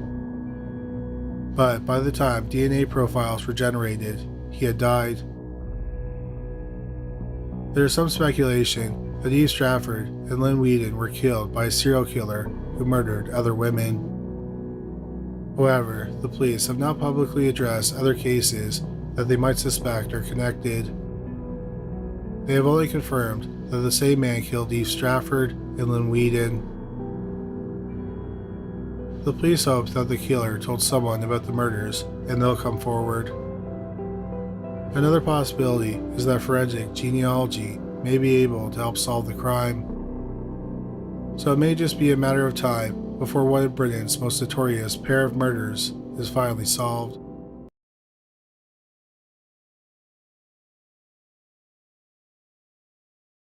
Oakville, Ontario, Canada is a town situated on the banks of Lake Ontario. It's in between Hamilton and Toronto. In the early 1980s, it was home to about 75,000 people. In early 1983, 16-year-old Darlene Yvonne Tucker lived in Oakville with her family. On Valentine's Day 1983, Darlene got into an argument with her mother. It turned out that Darlene was pregnant for the second time. She had already given birth to one child and put it up for adoption. After the argument, Darlene moved in with her boyfriend and his family. But that only lasted a few weeks. Darlene had supposedly been seeing a man who lived in Toronto, and her boyfriend didn't like that. They got into a fight, and Darlene left his house. After Darlene's boyfriend and his family didn't hear from her for a week, her boyfriend's father reported her missing. The police talked to Darlene's mother, Barbara. Barbara said that in the month after Darlene was reported missing, she called home several times. She had called collect from a payphone in Huntsville. Huntsville is a tourist town about 150 miles north of Oakville. But after those phone calls, Darlene fell out of contact with her family. Jannisina Stonehouse, who went by Jan, was a friend of Darlene's. Like Darlene, Jan was 16 years old. In the summer of 1983, Jan's mother was dying of liver cancer in the hospital. On August 19, 1983, Jan's father reported her missing. Jan's father heard that she may have run away from home because she was afraid because she was pregnant. Her brother said she was afraid of her mother dying. Jan's family was hoping she would visit her mother at least one more time. Sadly, Jan's mother passed away without seeing Jan. Jan did not contact her family in the wake of her mother's death. In fact, she never contacted her family again. In 1985, there was a confirmed sighting of Darlene Tucker. The police in Ontario consider a confirmed sighting to be someone who knew the subject before they disappeared. The witness said that Darlene was working as a waitress in downtown Toronto. There was one more confirmed sighting of Darlene, and that was 2 years later, in 1987. She was seen in the Huntsville area, which is where she made the collect calls in the month after she left her boyfriend's home. What is notable about the sighting is that Darlene wasn't alone. Supposedly, she was with Jan Stonehouse. Jan's family had a connection to Huntsville because they had a trailer there. Since then, there have been other sightings of the two women, but none of the sightings have been confirmed.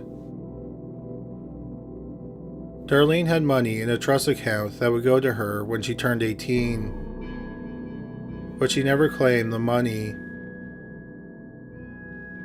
The families of both women believe that they are still alive.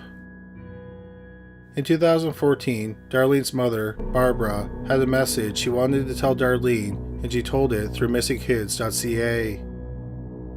She said, "We don't want to disrupt your life. We just want to know that you're alive and well. We miss you and we love you. We want her to know that we are still thinking of her." In the years since Jan went missing, her father has also passed away. Jan's surviving family members are hoping that she will contact them if she is still alive. After an article about the disappearances was published in 2014, several tips came into the police. One tip said that the women were alive and living in Ontario under different names. The police followed up on these tips, but they didn't find the women. The following are descriptions of the young women at the time they disappeared in 1983. Darlene Tucker was white with blue/hazel eyes and dark brown shoulder-length hair. She was 5'4" and weighed 119 pounds. She had a 1-inch scar above her right eyebrow and another 1-inch scar above her right knee. One of her more noticeable features is a gap between her front 2 teeth. Also, Darlene had an allergy that caused the skin on her hands to blister. Jan Stonehouse was white with green eyes and wavy shoulder-length blonde hair. She was 5'4" and weighed 110 pounds. It's been about 38 years since the families of Darlene Tucker and Jan Stonehouse have seen or heard from them. If they are alive at the time of this recording, Darlene and Jan would be 54 years old. Their families are hoping that they are still alive and that they'll contact them.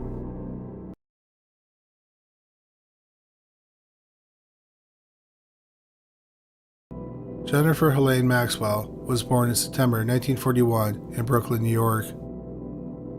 She was the only daughter of Norwegian immigrants.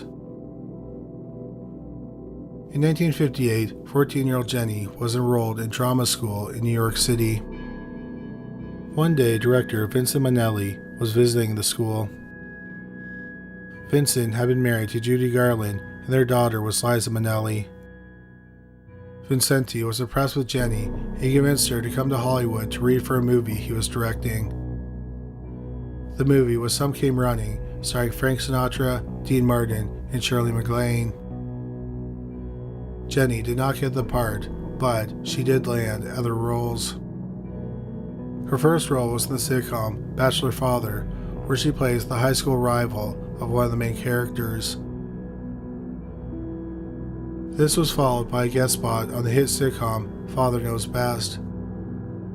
On the set of Father Knows Best, she met 24-year-old Paul Rapp. Paul was working as an assistant director. Paul and Jenny started a whirlwind romance that resulted in them eloping in April 1958. Jenny was only 17 years old. The following year, she gave birth to a son, Brian. However, the marriage didn't last long. The couple separated in December 1961. Jenny continued to land TV roles on shows like Bonanza and The Twilight Zone. Then came her big break. She played the spoiled teenager, Ellie, in the musical romantic comedy Blue Hawaii, starring Elvis Presley. Arguably, Jenny's most memorable scene is when Presley's character spanks her for being naughty. In December 1963, Jenny and Paul's divorce was settled. She was awarded custody of their son, Brian. Jenny continued to get roles in television shows and movies into the mid-1960s. One of her biggest roles was in Take Her, She's Mine, starring Jimmy Stewart. Unfortunately, Jenny's private life was falling apart. She enjoyed the Hollywood lifestyle, which included drugs, alcohol, and a revolving door of men. But Jenny indulged in the lifestyle too much, and she lost custody of Brian. In 1968, Jenny decided to clean up her life and get Brian back. She thought that in order to do this, she needed to retire from acting. Her last role was a guest spot on the show The Wild Wild West in 1968. After that, at the age of 27, Jenny was no longer acting. She eventually got her son back.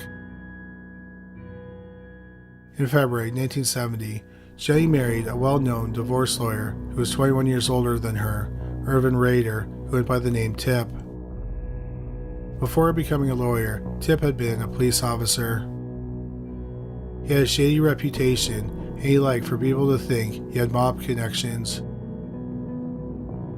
Unfortunately, the marriage wasn't a happy one. Jenny and Tip constantly fought. Jenny filed for divorce several times, but she didn't follow through with it. By 1978, Jenny had enough and she was ready to be done with the marriage. but her lawyer suggested staying with Tip until their 10th wedding anniversary because she would get a bigger settlement. So Jenny decided to stay, but she wasn't faithful. However, neither was Tip. Shortly after their 10th wedding anniversary, Jenny and Brian moved out. Around the same time, Tip had a strange experience.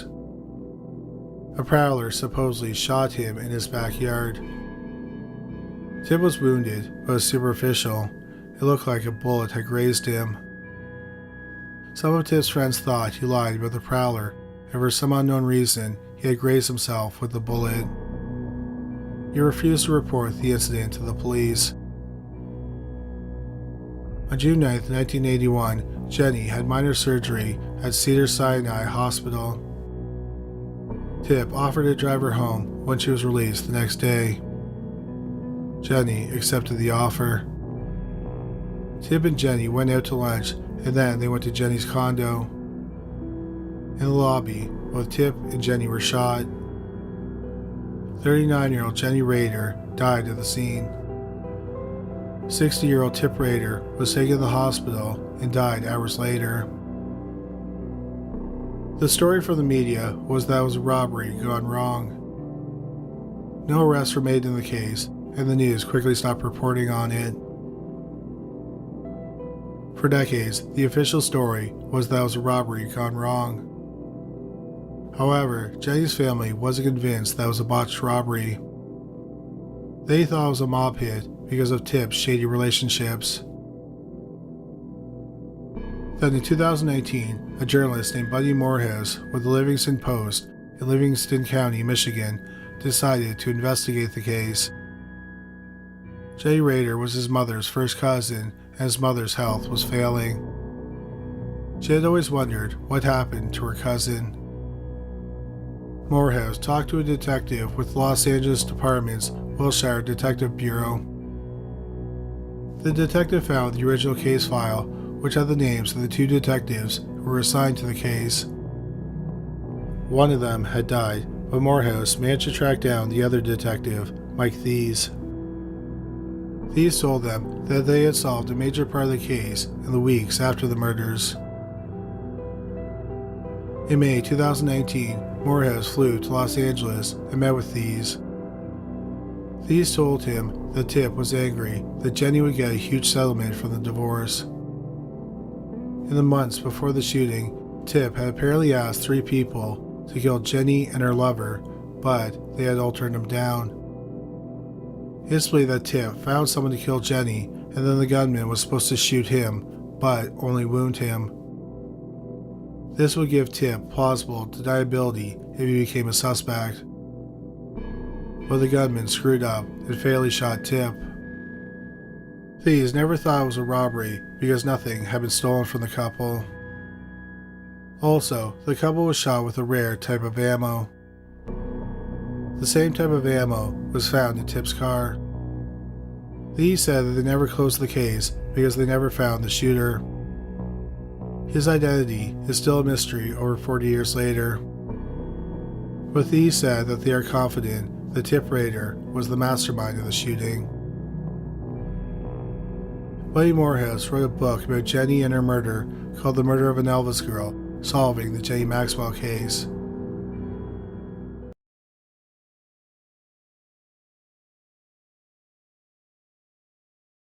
Brabant was a province in central Belgium. People in the area primarily speak 2 languages, French and Dutch. In 1995, the province was split into 2 regions and 1 autonomous area. The northern part of the province, which is the Dutch-speaking area, is now known as Flemish Brabant, while the southern French-speaking region is called Walloon Brabant. The autonomous area is the capital, Brussels, and it is bilingual. Back in the early to mid-1980s, when it was still one province, Brabant was plagued by a horrifying crime spree. The first known crime committed by the crazy Brabant killers actually didn't happen in Brabant.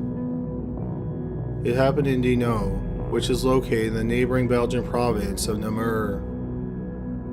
On March 13, 1982, two men slipped into an arms dealer in the city's busy shopping district. They grabbed a rifle with a long barrel that is commonly used to hunt ducks. The owner of the store saw the two men as they were leaving, but he didn't get a good look at them. The two men were seen getting into a car, and they clipped a car as they drove away, but they didn't stop. About a month later, it's believed that the same two men stole a Volkswagen Santana from a dealership's showroom floor in Limburg, which is a village in Brabant. 3 months later, two men broke into a closed grocery store in Montbéliard, France. They got into the store by breaking a glass door, and this aroused the attention of a person living near the grocery store. That person called the police, and 3 officers arrived on the scene. The two robbers started firing at the police, and the officers returned fire. One officer was shot, and then the two robbers got into a VW Santana, and they drove away. The officer who was shot survived the shooting. Money did not seem to be the motive of the break-in. Instead, the two men stole random things like wine and coffee. About a month and a half later, on September 30th, 1982, 3 armed men entered an armory in War, Brabant. Inside the armory were the owner and 2 customers. All 3 were beaten and tied up. The 3 men grabbed 15 guns and ammunition, but they didn't grab the guns at random. Instead, they appeared to know what guns they wanted, and they took the ammo that corresponded with the guns. A 33-year-old police officer named Claude Holloman was patrolling the area, and he was alerted that there was a robbery in progress. He went to the armory, and as he approached, he was shot twice in the chest and once in the head. The 3 men then got into a VW Santana and sped off. Down the road from the armory, 2 officers used their car as a roadblock, but the VW Santana plowed into their car. The robbers then got into a gunfight with the police, and the 2 officers were shot. The robbers then got back into the Santana and drove off. Later that night, they torched the Santana. Officer Claude Holloman died from his wounds, but the other 2 officers survived the shooting. Another crime that may be connected to the Brabant killers was the disappearance of Francis Swartz. Swartz was a security guard, and on October 26, 1982, he was transporting gold and documents. That night, he vanished without a trace, and he has never been found. The goods he was transporting also disappeared. He is not considered an official victim of the Brabant killers, but some people think that his disappearance is connected to the gang. On the morning of December 24, 1982, the son of Jose Vandenade found him dead in a room that he rented at an inn in Brabant. The 72-year-old had died a horrible death. He had been tied to his bed and tortured. He was killed when he was shot 7 times in the head with a pistol.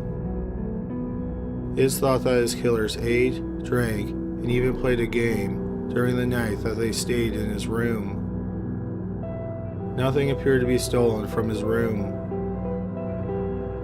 Then, 3 weeks later, Angelo Constantine, a 58-year-old cab driver, was found shot to death in the trunk of his cab.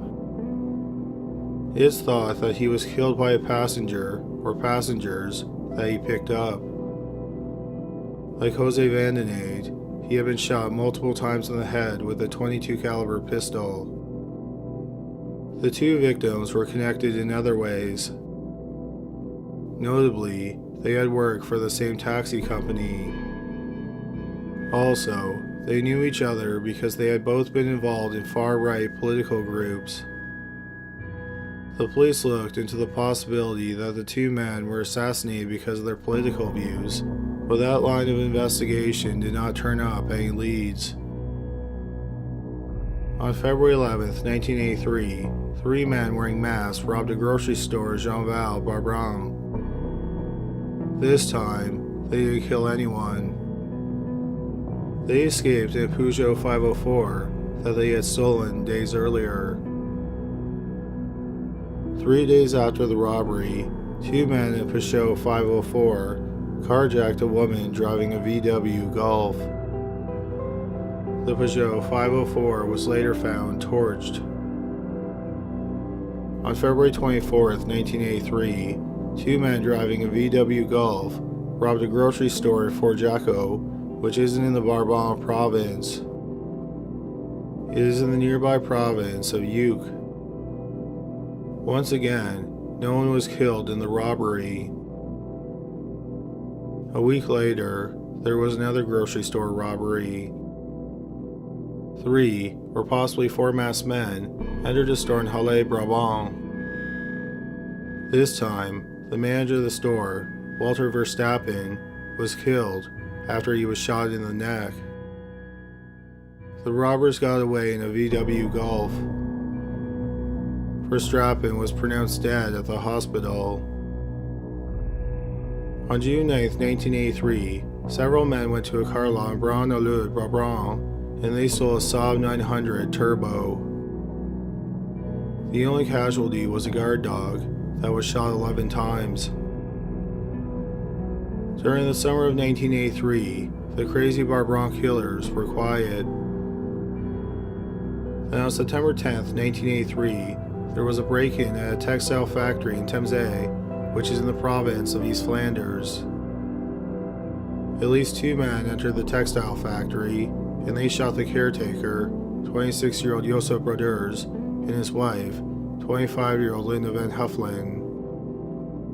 The 2 robbers took 7 high-quality bulletproof vests.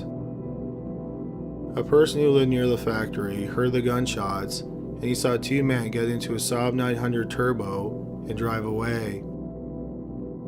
The witness who heard the gunshots called for help, and Broders and Van Huffman were rushed to the hospital. Broders was pronounced dead not long after arriving at the hospital. Van Huffman was in a coma for several weeks, but she ultimately survived. On September 7, 1983, a week after the textile factory robbery, the police were called to a grocery store in Brabant because the store's alarm had been triggered. When officers arrived at the grocery store, they were immediately hit with a barrage of bullets. 31-year-old officer Marcel Moreau was killed, and another officer was seriously injured. After the gunfight, the robbers made their getaway. The police looked around the grocery store, and they found 2 dead bodies. 49-year-old Jacques Ferrez and his girlfriend, Elise DeWitt, who was also 49, had both been shot in the head. They had stopped at a gas station near the grocery store around the time of the robbery. Their white Mercedes-Benz had been stolen by the killers. This robbery was odd because of the items that were stolen from the grocery store. Notably, the robbers didn't take any money. Instead, they stole some coffee, 5 cans of corn oil, 5 cans of peanut oil, and some pralines. Just after midnight on October 2, 1983, about 2 weeks after the grocery store robbery, the staff at a restaurant in Ohio, Brabant, were closing up for the night. As they were closing up, 2 masked men with guns forced their way into the restaurant. They made all the employees lie down on the floor, and then they forced the owner, Jacques Van Camp, to go outside. Once they were outside, Van Camp was shot in the neck, and then the killers drove off in his daughter's VW Golf. Van Camp died at the scene. 5 days later, the stolen VW Golf with 3 men inside of it pulled into the parking lot of a grocery store in Brabant. When they got out of the car, they were all wearing masks. 2 of them were armed with guns, while the third man was carrying a Viking axe. They grabbed a man who was walking out of the store and used him as a hostage. With a gun held to his neck, they led him into the store. Inside the store, one of the men shot a cashier. 42-year-old Freddie Vermeulen, the manager of the store, heard the gunshot, and he came out of the office to see what the noise was. When he did, he was shot as well. 2 cashiers and a customer were also hit with projectiles, but only Vermeulen died. The masked men grabbed some money out of the office, then they walked out of the grocery store. They got into their stolen VW Golf and drove off into the night. They left their hostage unscathed. The gang went strike again for a month and a half. And on December 1st, 1983, 3 armed men entered a jewelry store in Anderlecht, Brabant. They shot to death the owner of the store, 43-year-old Jannisina, and his wife, 38-year-old Maria Christina Slomak. The 3 men stole some jewelry and a revolver, and then they piled into a VW Golf and drove away. The burnt-out shell of the VW Golf, which was stolen from the restaurant 2 months earlier, was found later that night. After the robbery at the jewelry store, the gang seemed to go quiet, and the people of Belgium started to breathe a little bit easier. In 1984, there wasn't a single attack associated with the crazy Brabant killers. Most people assumed that they, or at least an integral member of the gang, had been arrested and jailed for another crime. Then, on the night of September 21st, 1985, a VW Golf was stolen from a car lot in Herbsquarts, Brabant. 6 nights later, 3 men in a stolen VW Golf pulled up to a grocery store in Braine-l'Alleud, Brabant. The 3 men emerged from the car wearing masks and carrying guns. One of the men grabbed a 12-year-old boy who was standing outside the store and used him as a hostage as they made their way into the store. When they got inside, they shot 39-year-old customer Ghislaine Plantain. Plantain had confronted the man about using a young child as a hostage. He would be later pronounced dead at the scene. The gunman ordered the rest of the customers to get on the floor. They didn't think that 45-year-old customer Roger Engelman was moving fast enough, so he was shot and killed as well. 2 of the gunmen grabbed some money, and then the 3 men, along with their 12-year-old hostage, exited the store. When they got outside, they found 43-year-old Bozdar Jarosky sitting in his van. He had been waiting for family members who were inside the store shopping. The gang shot and killed him as well. Then the 3 men piled into the VW Golf and drove away. They left their 12-year-old hostage physically unharmed. Unfortunately, the gang wasn't finished for the night. 10 miles away from the grocery store, 3 men wearing masks parked their car near another grocery store in Overijse, Brabant. Before they even got into the store, they shot 2 people, 14-year-old Stefan Nod and 31-year-old Luc Bennekens. Both died from their injuries. Once they were inside the grocery store, they shot and killed 2 customers, 55-year-old Leon Finn and Jean-Pierre Busset. They ordered one of the cashiers, 37-year-old Rosa Van Klindock, to open her register. She started to open the register, but they thought she was moving too slowly, so they shot her to death as well. Then they grabbed some money and fled the scene. In total, that night, they killed 8 people. A month and a half later, on November 8, 1985, 3 armed men who were dressed like soldiers and had scarves over their faces parked their car near a grocery store in Aalst, a city in the province of East Flanders. As they neared the store, they opened fire on a family of four. 43-year-old Gilbert Van de Steen, his 39-year-old wife, Teresa, and their 14-year-old daughter, Rebecca, were all killed. 9-year-old Thomas Van de Steen was the only family member to survive the shooting. The three men then entered the store through the back, and they started firing at anything that moved. This included shooting 28-year-old Dirk Niels and his 9-year-old daughter, Els. 33-year-old Marie-Jeanne Van Mulder, 62-year-old George de Smet, and 42-year-old Jan Polsterman were also shot. All 5 of them died because of their wounds. Besides the 8 people who were killed, 15 other people were injured. As the 3 men walked back to their car, the police started to descend on the area. The gang fired at the police, and the police returned fire. The police were sure that at least one of the men was shot and suffered a fatal wound. But all 3 of them managed to get into the car. The men drove away from the scene, and the police chased them, but eventually they lost track of the car. The car was found a few days later. Like the other vehicles, it had been set on fire.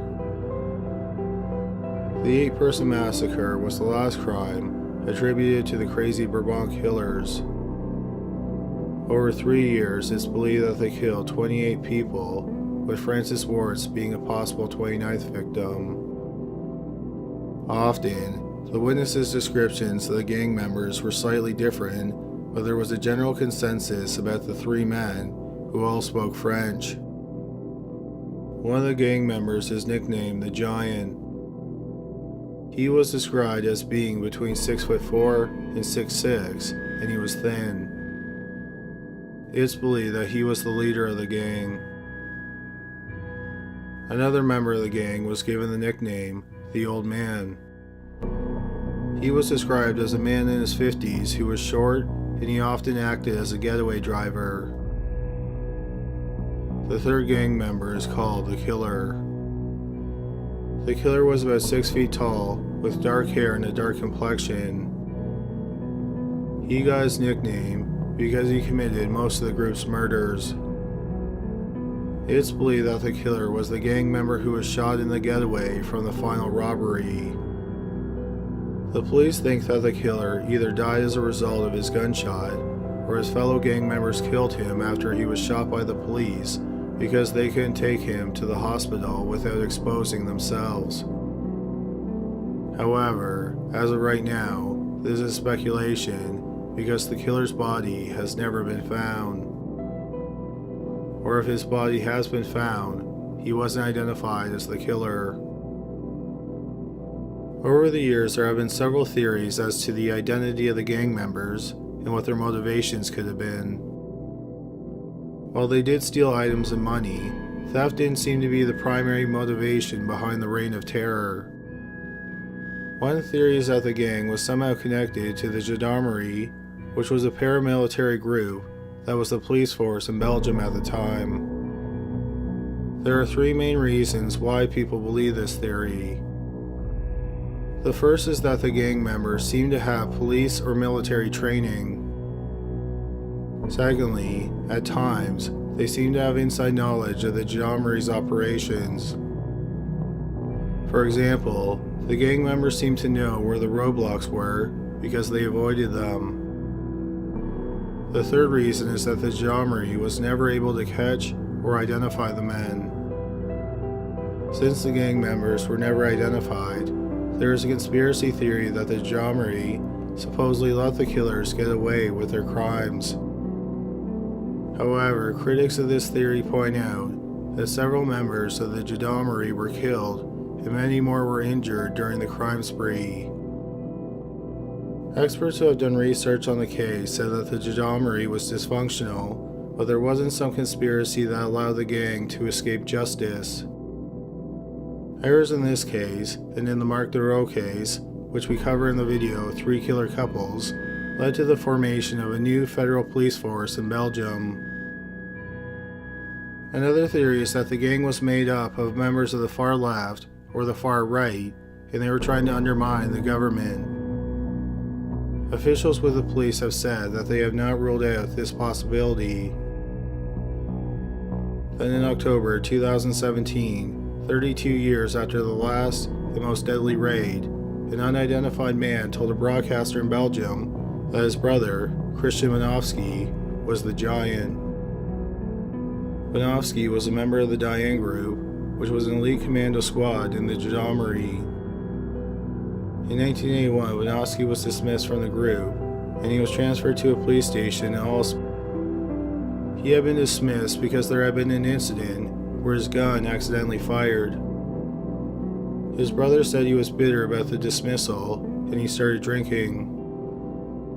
He drank so much that he died in May 2015 at the age of 61.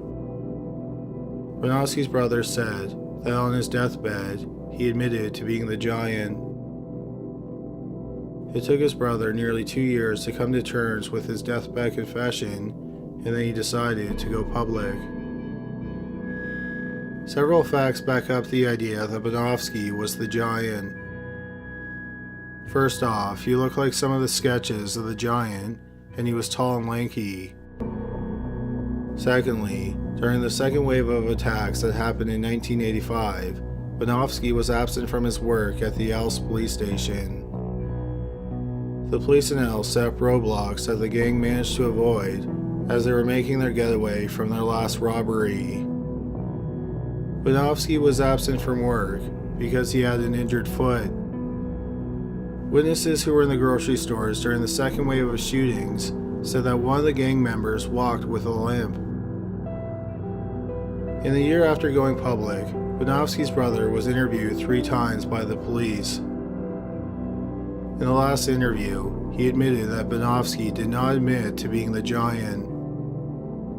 He said that his brother just said he was involved with the gang. Then in October 2018, the police said that they officially ruled out Banofsky as the Giant.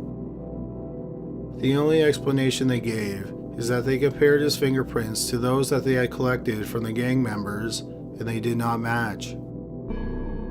Banofsky's family was shocked by the news. They are sure he was involved in the gang because he admitted to it on his deathbed. They pointed out that when someone is on their deathbed, they do not make jokes about something like being involved in mass murders where children were killed.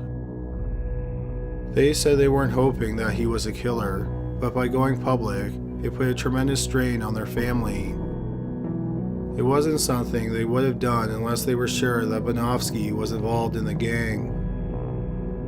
Banofsky's family gave the police his wristwatch, which should have his DNA on it.